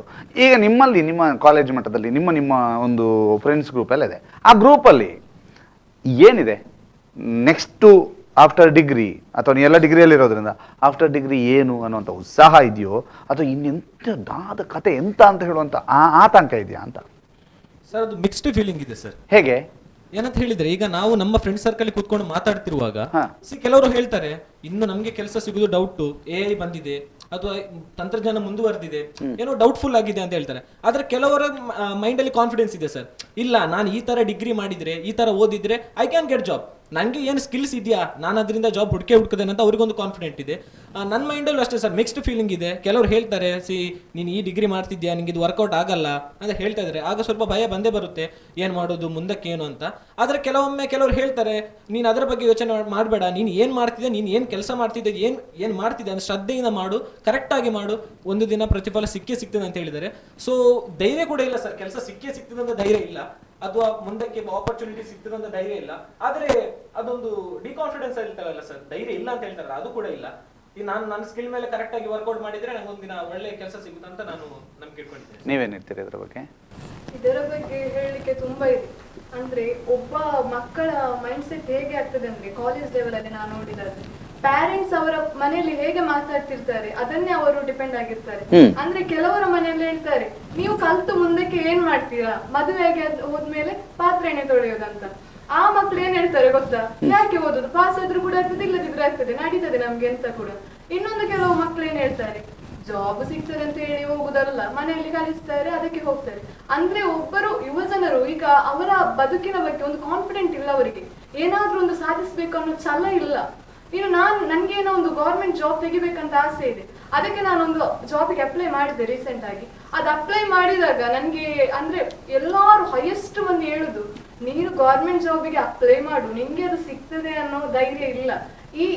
ಈಗ ರೀಸೆಂಟ್ ಆಗಿ ಯಾವುದು ಕೂಡ ನೀವು ಎಕ್ಸಾಮ್ ಬರ್ದು ಅದರಲ್ಲಿ ನೀವು ಸೆಲೆಕ್ಟ್ ಆಗಿ ಸಿಗುವ ಜಾಬ್ಗಳಿಲ್ಲ, ಅಲ್ಲಿ ಲಂಚ ಕೊಡ್ಬೇಕಾಗ್ತದೆ. ಇಷ್ಟೊಂದು ಹೇಳ್ಬೇಕಂದ್ರೆ ಯಾವ ಪರಿಸ್ಥಿತಿಯಲ್ಲಿದೆ ನಮ್ಮ ಸರ್ಕಾರಗಳಿವತ್ತು. ಅಂದ್ರೆ ಯಾಕೆ ನಾವು ಒಂದು ಕಲ್ತು ಒಂದು ಜಾಬಿಗೆ ಹೋಗ್ಬೇಕಂತ ಹಠದಲ್ಲಿದ್ರೆ ಅಲ್ಲಿ ಕೂಡ ಎಲ್ಲಾರು ಬಂದು ಹೀಗೆ ಹೇಳ್ಬೇಕಂದ್ರೆ ಇದು ನಿಜ ಅಲ್ಲ ಅಂತ ನಮ್ಗೆ ಕೂಡ ಹೇಳಕ್ ಆಗಲ್ಲ. ಇದು ನಮ್ಗೆ ನಿಜ ಹೇಳ್ಬೇಕಂದ್ರೆ ಈ ಲಂಚದ ವಿಷಯದಿಂದ ನಂಗೆ ತುಂಬಾ ಡಿಸಪಾಯಿಂಟ್ ಆಗ್ತಿದೆ. ಯಾವುದೇ ಒಂದು ಜಾಬಿಗೆ ಅಪ್ಲೈ ಮಾಡಿ ಯಾವ್ದ್ರಲ್ಲಿ ಆದ್ರೂ ನಾವು ಸ್ಟಡಿ ಮಾಡ್ತೀನಿ ಅಂತ ಹೇಳುವಾಗ ಹೀಗೆ ಹೇಳ್ತಾರೆ. ಅಂದ್ರೆ ನಾನು PUC ಅಲ್ಲಿ ಸೈನ್ಸ್ ತಗೋಬೇಕಾದ್ರೆ ನೆಕ್ಸ್ಟ್ ನಾನು ಏನಾದ್ರು ನರ್ಸಿಂಗ್ ಏನಾದ್ರು ಮಾಡುವ ಅಂತ ಹೇಳಿದ್ರೆ ಅಲ್ಲಿ ಫೀಸ್ ನೋಡಿ ನಮ್ಗೆ ತಲುಪಿಸಿ, ಅದಕ್ಕೆ ಬೇಡ ಅಂತ ಹೇಳಿ ನಾವು ನೆಕ್ಸ್ಟ್ ಏನು ಆರ್ಟ್ಸ್ ತೆಗೆದು ಅದರಲ್ಲಿ ಗೌರ್ಮೆಂಟ್ ಬೇಸಿಸ್ ಅಲ್ಲಿ ಏನಾದ್ರು ಒಂದು ಜಾಬಿಗೆ ಹೋಗುವ ಅಂತ. ಆದ್ರೆ ಇಲ್ಲಿ ನೋಡಿದ್ರೆ ಹೀಗೆ ಹೇಳ್ತಿದ್ದಾರೆ, ಆದ್ರೂ ಕೂಡ ನಾವು ಟ್ರೈ ಮಾಡ್ತಿದ್ದೇವೆ, ಮತ್ತೆ ಗೊತ್ತಿಲ್ಲ. ಓಕೆ, ಕಾನ್ಫಿಡೆನ್ಸ್ ಎಲ್ಲ ಕಳ್ಕೋಬಾರ್ದು. ಕೌಶಲ್ಯ, ಕೆಲಸ ಸಿಗುದಿಲ್ವ ಅಂತ ಅದು ಗೊತ್ತಿಲ್ಲ ಸರ್, ಬಟ್ ಈಗಿನ ಕಾಲದ ಮಕ್ಕಳು ಹೇಗಿದ್ದಾರೆ ಅಂತ ಹೇಳಿದರೆ ಫುಲ್ ಮೊಬೈಲಿಗೆ ಅಡಾಪ್ಟ್ ಆಗಿದ್ದಾರೆ. ಈಗ ಒಂದು ವಿಷಯ ಸಿಗಬೇಕು ಅಂತ ಹೇಳಿದರೆ ಮಕ್ಕಳು ಫಸ್ಟಿಗೆ ಟೀಚರ್ ಏನಾದರೂ ಹೋಮ್ವರ್ಕ್ ಕೊಟ್ಟಿದ್ದಾರೆ ಅಂತ ಹೇಳಿದರೆ ಬಂದು ನೋಡೋದು ಅವರು ಮೊಬೈಲನ್ನೇ. ಈಗ ಎಲ್ಲರೂ ಚಾಟ್ ಜಿಪಿಟಿಗೆ, ಈಗ ನಾವು ಕೂಡ ಚಾಟ್ ಜಿಪಿಟಿಗೆ ಅವಲಂಬಿತರಾದ ಒಂದು ಜನ ಅಂತ ಹೇಳ್ಬೋದು. ಆ್ಯಂಡ್ ದೆನ್ ಹೇಳೋದಾದರೆ ಕೆಲಸವನ್ನು ಈಗ ಚಾಟ್ ಜಿಪಿಟಿ ಬಗ್ಗೆ ನಾವು ಹೇಳೋದಾದರೆ ಸರ್, ಚಾಟ್ ಜಿಪಿಟಿ ಕ್ಲಾರಿಟಿಯನ್ನು ಕೊಡೋದಿಲ್ಲ. ಈಗ ನೀವು ಏನಾದರೂ ಒಂದು ಫೋಟೋ ಹಾಕಿದರೆ ಅದು ಕ್ಲಿಯರ್ ಆದಂಥ ಪಿಕ್ಚರ್ ಕೊಡೋದಿಲ್ಲ. ಅದಕ್ಕೆ ಒಂದು ಪಿಕ್ಚರನ್ನು ಚೇಂಜ್ ಮಾಡೋದಾಗಿರ್ಬೇಕು. ಈಗ ನಮ್ಮ ಫೇಸನ್ನೇ ಹಾಕಿದರೆ ಅದು ಪಿಕ್ಚರನ್ನು ಚೇಂಜ್ ಮಾಡ್ತದೆ, ಸ್ವಲ್ಪ ಆದರೂ ಚೇಂಜ್ ಮಾಡ್ತದೆ. ಹಾಗೆ ಈಗ ಈ ಜರ್ನಲಿಸಮ್ ಫೀಲ್ಡಲ್ಲಿ ನೋಡೋದಾದರೆ ಕೆಲಸ ಸಿಗ್ಬೋದು. ಆ್ಯಂಡ್ ಇನ್ನೊಂದು ನೋಡೋದಾದರೆ ಎಡಿಟ್ ಮಾಡೋರಿಗೆ ಅವರಿಗೆಲ್ಲ ಕೆಲಸ ಸಿಗ್ಬೋದು. ಹಾಗೆ ನನ್ನ ಅಭಿಪ್ರಾಯ. ಓಕೆ, ಜಾಬ್ ಇನ್ನು ಮುಂದೆ ಸಿಗ್ಬೋದಾ ಅಂತ ಹೇಳೋದಕ್ಕೆ ಅಂದ್ರೆ ಏನ್ ಗೊತ್ತಾದ್ರು ಕ್ವಶನ್, ನಿಮ್ಮಲ್ಲಿ ಅಂತಹ ಉತ್ಸಾಹ ಇದೆಯಾ? ಈಗ ಇವ್ರು ಹೇಳಿದ್ರು ನನಗೆ ಅಪಧೈರ್ಯ ಉಂಟು, ಧೈರ್ಯ ಇಲ್ಲ, ಸಿಗ್ಬೋದಾ ಸಿಗಲ್ವಾ, ಇಂಥದ್ದು ಗೊಂದಲದಲ್ಲಿದ್ದೀರಾ ಅಂತ. ಗೊಂದಲ ನಾನು ನಿಮ್ಮ ಒಬ್ಬರನ್ನ ಬಗ್ಗೆ ಕೇಳ್ತಾ ಇಲ್ಲ, ನಾನು ನಿಮ್ಮಲ್ಲಿ ನಿಮ್ಮ ಫ್ರೆಂಡ್ಸ್ ಗ್ರೂಪ್ ಎಲ್ಲ ಇಲ್ವಾ? ನೀವು ನಿತ್ಯ ಮಾತಾಡ್ತಿರಲ್ಲ, ಅದಕ್ಕೆ ಕೇಳಿ. ನಾವು ಹೇಗೆ ಮಾತಾಡುವಾಗ ನಮಗೆ ಈಗ ಅದೇ ಸೇಮ್ ಅವರು ಆಗ ಹೇಳಿದ ಹಾಗೆ ಒಂದಷ್ಟು ಗೊಂದಲಗಳಿದೆ. ಏನು ಅಂತ ಹೇಳಿದರೆ, ಮನೆಯಿಂದ ಹೊರಡುವಾಗ ನಾವು ಒಂದು ಬಸ್ಸಲ್ಲಿ ಕೂತಿರ್ತೇವೆ, ಆಗ ನಮ್ಮ ಜೊತೆ ಇದ್ದವ್ರು ಅಂದರೆ ಬಸ್ಸಲ್ಲಿ ಯಾರೋ ಒಬ್ರು ಅಪರಿಚಿತರು ಇರ್ತಾರೆ, ಅವರವರಷ್ಟಕ್ಕೆ ಮಾತಾಡ್ಕೊಳ್ತಾ ಇರ್ತಾರೆ. ನಾನು ಇದು ಮಾಡಿದರೆ ಅವ್ರು ಅದಕ್ಕೆ ಹೋದ್ರಂತೆ, ಇದರಲ್ಲಿ ಆಗೋದಿಲ್ಲ ಅಂತ ಹೇಳಿ ಆ ಕಾಂಬಿನೇಷನ್ ತಗೊಂಡ್ರಂತೆ, ಅಥವಾ ಆ ಕಾಲೇಜಿಗೆ ಸೇರಿದ್ರಂತೆ, ಹಾಗೆಲ್ಲ ಮಾತಾಡ್ತಿರ್ತಾರೆ. ಆಗ ನಮಗೆ ಮನಸ್ಸಲ್ಲಿ ಅವರೆಲ್ಲ ಅದು ತಗೊಂಡ್ರಂತೆ, ನಾವೀಗ ಇದನ್ನು ತಗೊಂಡು ನಮಗೆ ಜಾಬ್ ಸಿಗ್ತದಾ ಇಲ್ವಾ ಅನ್ನುವಂತಹ ಗೊಂದಲಗಳು ನಮಗೆ ಸಹ ಇರ್ತದೆ. ಆದರೆ ಎಲ್ಲೋ ಒಂದು ಸೈಡ್ ನಂಬಿಕೆ ಏನು ಹೇಳ್ತಾರೆ, ಈಗ ಸ್ವಾಮಿ ವಿವೇಕಾನಂದರು ಒಂದು ಮಾತು ಹೇಳ್ತಾರೆ, ಉರಿಯುವ ಸೂರ್ಯನನ್ನು ನೋಡಿ ಕತ್ತಲು ಹೇಗೆ ಭಯಪಡುತ್ತದೋ ಅದೇ ರೀತಿ ನಿರಂತರ ಶ್ರಮ ಪಡುವ ವ್ಯಕ್ತಿಯನ್ನು ನೋಡಿ ಸೋಲು ಕೂಡ ಭಯಪಡ್ತದೆ ಅಂತೇಳಿ. ಹಾಗೆ ತಂತ್ರಜ್ಞಾನಗಳು ಎಷ್ಟೇ ಮುಂದುವರಿಲಿ, ಒಂದಲ್ಲ ಒಂದು ದಿವಸ ನಾವು ಪಟ್ಟಂತಹ ಶ್ರಮಕ್ಕೆ ಒಂದು ಒಳ್ಳೆ ಕೆಲಸಗಳು ಎಲ್ಲಿಯಾದರೂ ಒಂದು ಸೈಡಲ್ಲಿ ಸಿಗ್ಬೋದು ಅನ್ನುವಂತಹ ನಂಬಿಕೆ ನನ್ನದು. ಖಂಡಿತ ನಂಬಿಕೆ ಬೇಕು. ಮತ್ತೆ ಇನ್ನೊಬ್ಬರನ್ನ ನೋಡಿ ನೀವು ಭಯಪಡೋದು ಅಥವಾ ಇನ್ನೊಬ್ಬರನ್ನ ನೋಡಿ ಅದು ನಾನು ತಗೊಳ್ತಿದ್ರೆ ಸಾಕಿತ್ತು ಅನ್ನುವಂಥದ್ದಕ್ಕಿಂತ ಅವರು ಸಹ ಹಾಗೆ ಯೋಚನೆ ಮಾಡ್ತಿರ್ಬೋದಲ್ಲ, ನಿಮ್ಮ ಕಾಂಬಿನೇಷನ್ ನಾನು ತಗೊಳ್ತಿದ್ರೆ ಒಳ್ಳೆ ಇತ್ತೇನೋ ಅಂತ. ಇದು ನಮ್ಮ ಫ್ರೆಂಡ್ ಸರ್ಕಲ್ ಅಲ್ಲಿ ಆಗುದು ಸಹ ಇಷ್ಟೇ. ಈಗ ನಮ್ಮಲ್ಲಿ ಏನು, ನಾವೀಗ BA ಅಲ್ಲಿ ಏನಿದ್ದೇವೆ, ನಮ್ಮದೀಗ ಜರ್ನಲಿಸಮ್, ಹಿಸ್ಟ್ರಿ, ಆಪ್ಷನಲ್ ಕನ್ನಡ ನಾವು ತಗೊಂಡವರು, ಹಾಗೆ HEK ತಗೊಂಡವ್ರು ಸಹ ಇರ್ತಾರೆ, ಅಥವಾ HJE ಅಂತ ತಗೊಂಡವ್ರು ಸಹ ಇರ್ತಾರೆ. ಈಗ ನಮ್ಮ ಜರ್ನಲಿಸಮ್ ತಗೊಂಡವ್ರನ್ನ ಏನು ಹೇಳ್ತಾರೆ ಅಂತ ಹೇಳಿದ್ರೆ, ಉಳಿದ ಕಾಂಬಿನೇಷನ್ ಅವ್ರು ಮಾತಾಡುವಾಗೆಲ್ಲ ಎಲ್ಲರೂ ಸೇರಿ ಮಾತಾಡುವಾಗ ಈ ಥರ ಹೇಳ್ತಾರೆ, ಅವರಿಗೆ ನಮ್ಮ ಟೀಚಿಂಗ್ ಫೀಲ್ಡ್ಗಳು ಅಲ್ಲದಿದ್ದರೆ ಮೀಡಿಯಾದಲ್ಲಿ ಕೆಲಸಗಳು ಸಿಗ್ತದೆ, ಎಡಿಟರ್ ಆಗಿ ಸಿಗ್ಬೋದು, ಫೋಟೋಗ್ರಫಿಯಲ್ಲಿ ಸಿಗ್ಬೋದು, ಹೀಗೆಲ್ಲ ಸಿಗ್ಬೋದು ಅಂತ ಹೇಳಿ ಅವ್ರು ಅನ್ಕೊಳ್ತಾರೆ. ಒಟ್ಟಿನಲ್ಲಿ ಅವರು ಸಹ ನಮ್ಮ ನೋಡಿ ಹಾಗೆ ಅನ್ಕೊಳ್ತಾರೆ, ಅಂದ್ರೆ ಅಂತದೊಂದು ಅಭಿಪ್ರಾಯಗಳಿದಾವೆ ಇದೆ ಅಂತ ಹೇಳಿ. ಓಕೆ, ಶ್ರೀವಿದ್ಯಾ, ನನ್ನನ್ನು ಕೇಳುದು ಅಂತ ಹೇಳಿದ್ರೆ, ಗೊಂದಲ ಖಂಡಿತ ಇವತ್ತಿನ ಜನರೇಷನ್ ಅಲ್ಲಿ ಕೆಲವು ವಿಚಾರಗಳಿಗೆ ಗೊಂದಲ ಉಂಟು. ಇವಾಗ ನಮಗೆ ಜಾಬ್ ಸಿಗ್ಬೋದಾ ಸಿಗ್ಲಿಕ್ಕಿಲ್ವಾ ಅಂತ. ಅದಕ್ಕೆ ಕೆಲವಷ್ಟು ನಾವು ಕಾರಣಗಳನ್ನು ಕೊಡ್ಬೋದು. ಒಂದು, ನಮ್ಮಲ್ಲಿರುವಂತಹ ನಮಗೆ ಕಾನ್ಫಿಡೆನ್ಸ್ ಇಲ್ಲ ಇವತ್ತು. ಅವ್ರು ಅದು ಹಾಗೆ ಇದ್ದಾರಂತೆ, ಇವ್ರು ಹೀಗೆ, ನಮ್ಮನ್ನ ನಾವು ಇನ್ನೊಬ್ಬರ ಜೊತೆ ಕಂಪೇರ್ ಮಾಡಿಕೊಳ್ತಾ ಇದ್ದೇವೆ. ಅದು ಮೇನ್ ವಿಚಾರ. ನಮ್ಮ ಮೇಲೆ ಯಾವಾಗ ನಾವು ನಂಬಿಕೆ ಇಟ್ಟು ಕೆಲಸ ಮಾಡ್ತೇವೋ ಖಂಡಿತ ಒಂದಲ್ಲ ಒಂದು ದಿನ ಅದಕ್ಕೆ ತಕ್ಕ ಪ್ರತಿಫಲ ಸಿಕ್ಕಿಯೇ ಸಿಗ್ತದೆ. ಇನ್ನೊಂದು ವಿಚಾರ ಅಂತ ಹೇಳಿದ್ರೆ, ಇವತ್ತು ಇನ್ನೊಂದು ವಿಚಾರಕ್ಕೆ ಗೊಂದಲಗಳು ಸ್ಟಾರ್ಟ್ ಆಗ್ತದೆ. ಅಂದ್ರೆ ಇವತ್ತು ನಮಗೆಲ್ಲರಿಗೂ ಗೊತ್ತೇ ಇದೆ ಅಂತ ಹೇಳಿದ್ರೆ, ಇವತ್ತೊಂದು ಜಾಬ್ ಸಿಗ್ಬೇಕು ಹೇಳಿದ್ರೆ ನಿಮ್ಮ ಹತ್ರ ಬರೀ ಕೌಶಲ್ಯ ಇದ್ರೆ ಸಾಕಾಗುದಿಲ್ಲ, ಅಥವಾ ನಿಮ್ಮ ಹತ್ರ ವಿದ್ಯೆ ಇದ್ರೆ ಸಾಕಾಗುದಿಲ್ಲ, ಅದರ ಜೊತೆ ಮನಿ ಕೂಡ ಬೇಕಾಗ್ತದೆ. ಯಾಕೆ ಹೇಳಿದ್ರೆ ಇವತ್ತು ಹಣದಿಂದ ಲಂಚವನ್ನ ತೆಗೆದುಕೊಂಡು ಎಷ್ಟೋ ಜಾಬ್ಗಳು ಬರ್ತಾವ. ಸರ್ಕಾರಿ ಜಾಬ್ಗಳನ್ನು ನೋಡುದಾದ್ರೆ ಹಲವು ಕಡೆಗ ಹಣ ಕೊಟ್ಟಿದ್ದು ಮಾಡ್ತಾರೆ. ಕೆಲವರ ಚಿಂತನೆ ಹೇಗಿರ್ತದೆ, ಎಷ್ಟು ನಾವು ಕಷ್ಟಪಟ್ಟರು ಸಹ ಸಿಗುದಿಲ್ಲ. ಗೌರ್ಮೆಂಟ್ ಜಾಬ್ ನ ಬಗ್ಗೆ ಹೇಳ್ತೇವೆ ಅಂತದ್ದು, ನಾವೆಷ್ಟು ಕಷ್ಟಪಟ್ಟರು ಸಹ ಸಿಗುದಿಲ್ಲ, ಅದೆಲ್ಲ ಎಂತ ಹಣಕ್ಕೆ ಯಾವಾಗ್ಲೂ ಈ ಜಾಬ್ಗಳನ್ನ ಮಾರಿಕೊಂಡಾಗಿದೆ. ಹಾಗಾಗಿ ನಾವೆಷ್ಟು ಕಲ್ತ್ರು ಏನು, ಅಥವಾ ನಾವೆಷ್ಟೇ ಎಷ್ಟು ಶ್ರಮಪಟ್ಟು ದುಡಿದ್ರೂ ಕೂಡ, ಎಷ್ಟು ಶ್ರಮಪಟ್ಟು ಅದರ ನಿಟ್ಟಿನಲ್ಲಿ ಕೆಲಸ ಮಾಡಿದ್ರು ಕೂಡ ಪ್ರತಿಫಲ ಸಿಗುದಿಲ್ಲ ಅನ್ನುವಂತಹ ಮೈಂಡ್ ಸೆಟ್ ಇವತ್ತು ಹಲವು ನಮ್ಮ ಜನರೇಷನ್ ನ ವಿದ್ಯಾರ್ಥಿಗಳಲ್ಲಿ ನಾವು ಕಾಣಬಹುದು. ಮತ್ತೆ ಹೇಳೋದಾದ್ರೆ, ಆದ್ರೆ ನನ್ನ ಪ್ರಕಾರ ಕೇಳಲಿಕ್ಕೆ ಹೋದ್ರೆ ನಿಜವಾಗಿಯೂ ನಾವು ನಮ್ಮ ಮೇಲೆ ನಂಬಿಕೆ ಇಟ್ಟು, ನಮ್ಮ ಮೇಲೆ ನಾವು ಒಳ್ಳೆ ಕಾನ್ಫಿಡೆನ್ಸ್ ಇಂದ ನಾವೇನು ಕೆಲಸ ಮಾಡ್ತೇವೋ ಖಂಡಿತ ಅದು ಒಂದಲ್ಲ ಒಂದು ದಿನ ಅದಕ್ಕೆ ಶ್ರಮ ಸಿಕ್ಕೇ ಸಿಗ್ತದೆ ಅನ್ನುವಂಥದ್ದು ನಾನು ನಂಬಿಕೊಂಡು ಬಂದಿರುವಂತದ್ದು. ಜಾಬ್ ಅಂದ್ರೆ ಈಗ ಜನರೇಷನ್ ಹಾಗೇನೆ, ಈಗ ಜಾಬ್ ಸಿಗ್ತದಾ ಇಲ್ವಾ ಅಂತದ್ದೇ ಎಲ್ಲರಿಗೂ ಇರುವಂತಹ ಗೊಂದಲ. ಆದ್ರೆ ಈಗ ಹೇಳಿದ ಹಾಗೆ 5 ಬೆರಳುಗಳು ಸಹ ಒಂದು ತರ ಇರುವುದಿಲ್ಲ ಅಲ್ಲ. ಒಬ್ಬರಿಗೆ ಎಜುಕೇಶನ್ ಅಲ್ಲಿ ಕಲಿಯುವುದರಲ್ಲಿ ತುಂಬಾ ಮುಂದೆ ಇರ್ತಾರೆ, ಅಂತವರಿಗೆ ಕಲಿದು ಗೊತ್ತಿರ್ತದೆ, ಅದನ್ನ ಹೇಗೆ ಇಂಪ್ಲಿಮೆಂಟ್ ಮಾಡುವುದು ಅಂತ ಗೊತ್ತಿರುವುದಿಲ್ಲ. ಈಗ ಜಾಬ್ ಮಾರ್ಕೆಟ್ ಅಲ್ಲಿ ಈಗ ಈಗ ಇನ್ಸ್ಟಾಗ್ರಾಮ್ ರೀಲ್ಸ್ ಇದ್ದ ಹಾಗೆ, ಇವತ್ತೊಂದು ಟ್ರೆಂಡ್ ಇದ್ರೆ ನಾಳೆಗೆ ಇನ್ನೊಂದು ಟ್ರೆಂಡ್ ಇರ್ತದೆ. ಹಾಗೆ ಜಾಬ್ ಅಲ್ಲಿ ಯಾವುದು ಟ್ರೆಂಡಿಂಗ್ ಅಲ್ಲಿ ಇರ್ತದೆ, ಅದು ಸ್ಕೋಪ್ ಯಾವ್ದಕ್ಕೆ ಅಂತ ಹೇಳಲಿಕ್ಕೆ ನಮಗೆ ಸಾಧ್ಯ ಇಲ್ಲ. ಈಗ ಬೇರೆ ಕಂಪನಿಗೆ ಸಹ ನೀವು ಜಾಬಿಗೆ ಹೋದ್ರೆ ಅವರು ನಿಮಗೆ ಎಜುಕೇಶನ್ ಜೊತೆಗೆ ಮೊದಲು ಗೆಲ್ಲುದು ನಿಮ್ಮ ಸ್ಕಿಲ್. ನೀವು ಯಾವುದ್ರಲ್ಲಿ ನಿಮ್ಮ ಸ್ಕಿಲ್ ಯಾವುದ್ರಲ್ಲಿ ಹೆಚ್ಚಿದೆ ಅಂತಂದ್ರೆ ನಿಮ್ಮ ಹತ್ರ ಜಾಸ್ತಿ ಕೇಳುದು. ನೀವು ನಿಮಗೆ ಜಾಬ್ ಬೇಕು ಅಂತ ಹೇಳಿದ್ರೆ ನೀವು ನಿಮ್ಮ ಹತ್ರ ಯಾವ್ದ್ರ ಕೊರತೆ ಇದೆ ಅದ್ರ ಮೇಲೆ ನೀವು ಹೆಚ್ಚು ವರ್ಕ್ ಮಾಡಿದ್ರೆ ನಿಮಗೆ 100% ಜಾಬ್ ಸಿಗ್ತದೆ ಅಂತ ಹೇಳೋ ಒಂದು ಭರವಸೆ ನನಗೆ ಸಹ ಇದೆ.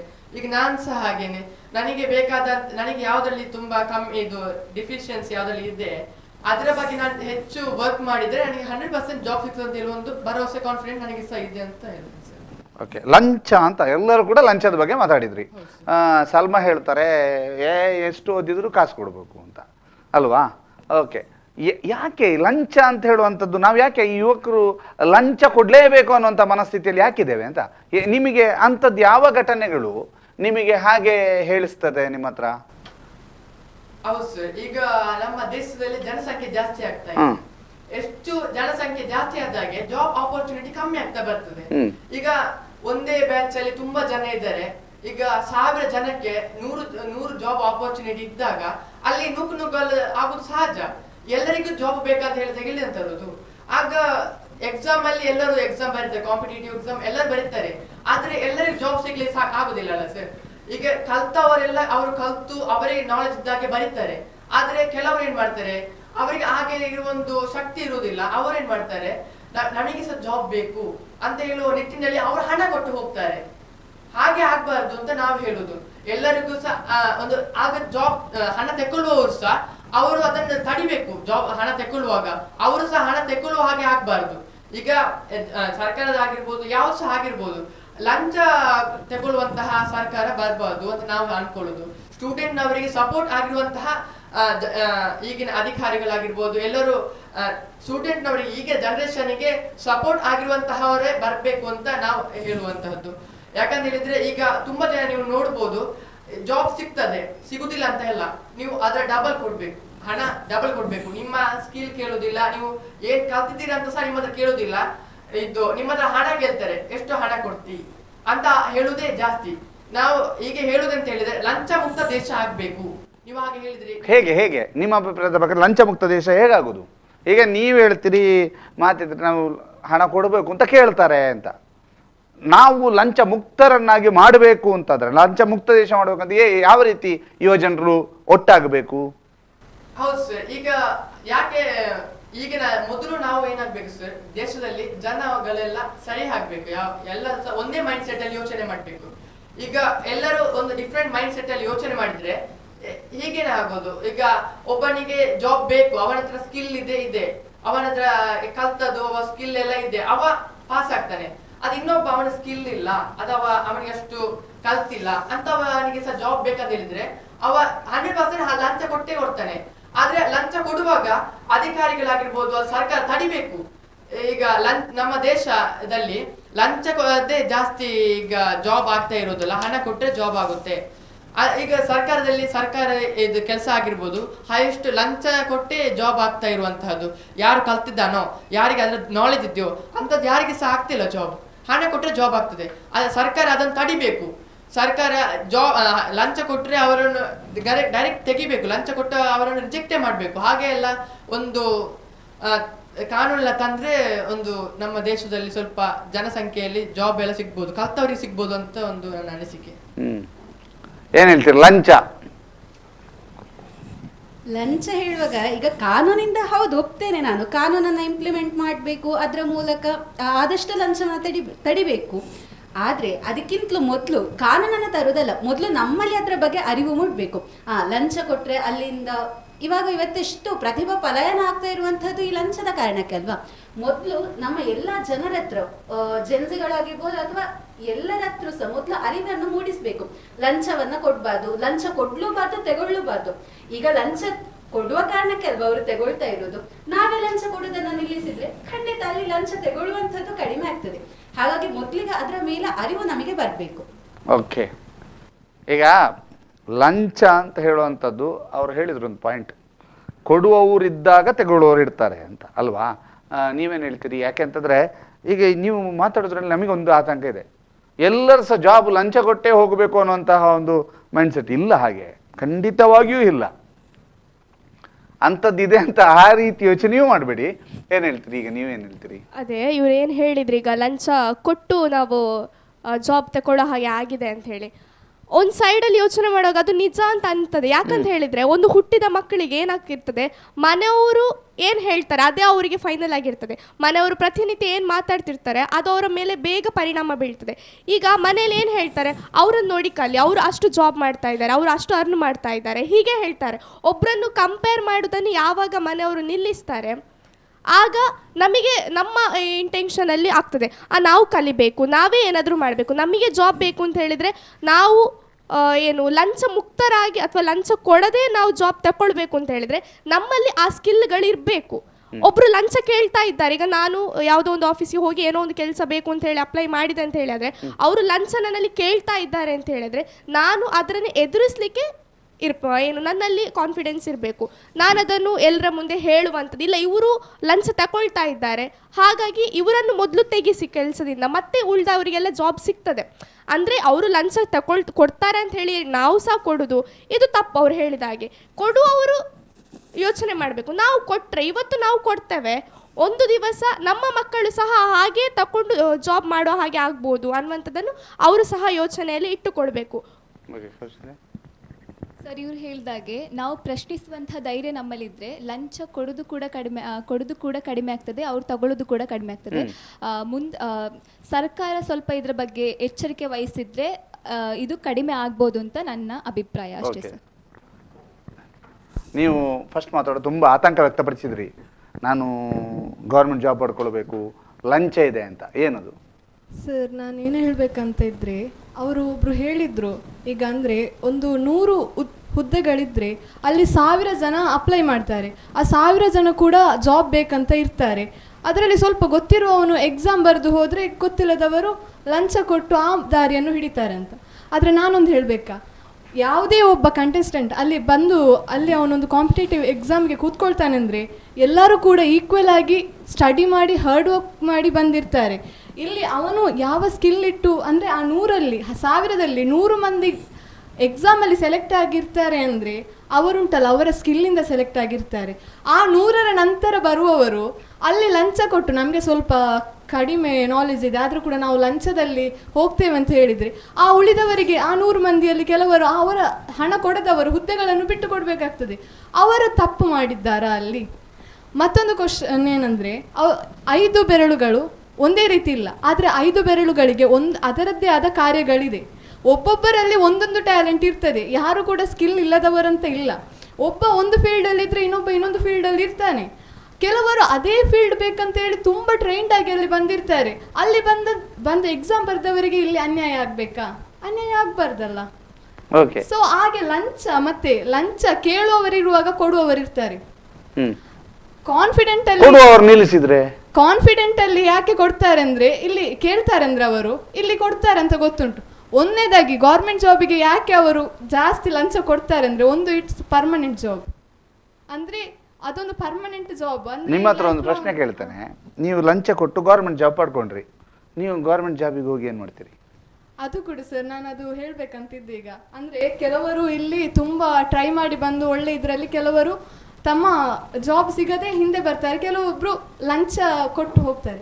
ಈ ಲಂಚ ಕೊಟ್ಟು ಹೋದವರು ನಾಳೆ ಅವರ ಸೆಲೆಕ್ಷನ್ಗೆ ನಿಂತಾಗ ಅದೇ ಲಂಚವನ್ನು ವಾಪಸ್ ಬರಲಿಕ್ಕೆ ಅಲ್ಲಿ ನಿಲ್ತಾರೆ ಅವರು. ಓಕೆ, ನೀವು ಸರ್ ಸಿಸ್ಟಮೇ ರಾಂಗ್ ಉಂಟು ಸರ್. ನಾನೇನು ಹೇಳ್ತೇನೆ ಅಂತ ಹೇಳಿದ್ರೆ ಸರ್, ಸಿಸ್ಟಮಲ್ಲಿ ಈಗ ನಾವು ಸಿಸ್ಟಮೇ ಕರೆಕ್ಟ್ ಆಗಿದ್ರೆ ನಾವು ಅದನ್ನು ಚೇಂಜ್ ಮಾಡ್ಲಿಕ್ಕೆ ಆಗಲ್ಲ.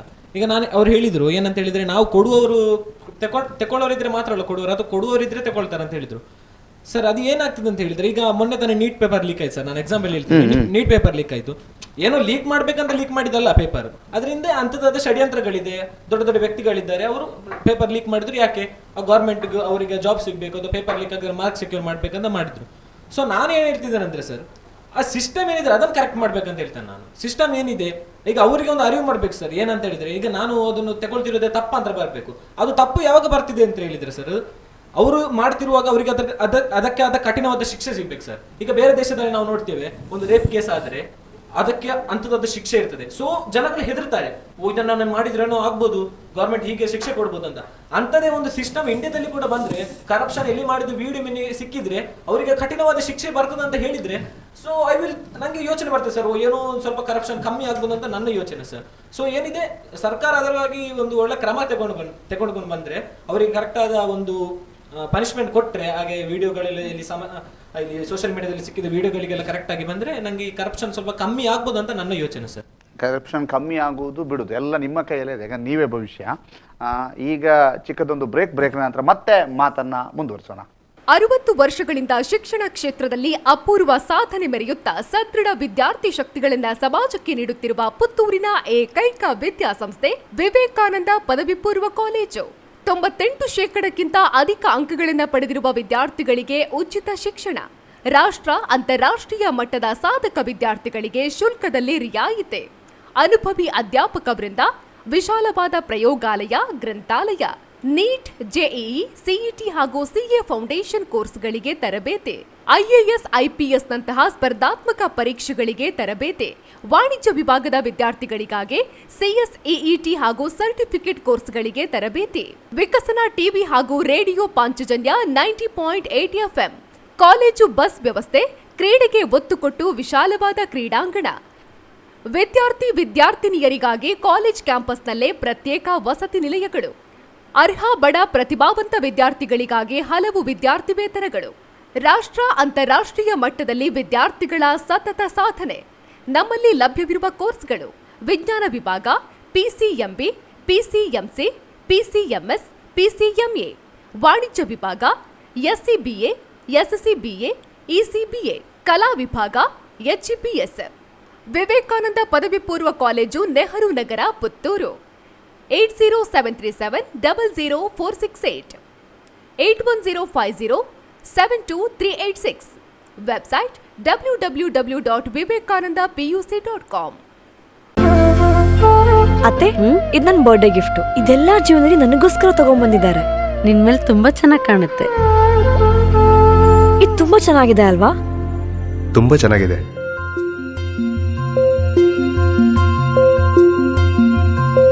It will look really good on you. Amma? Huh? Mother is always son's first love.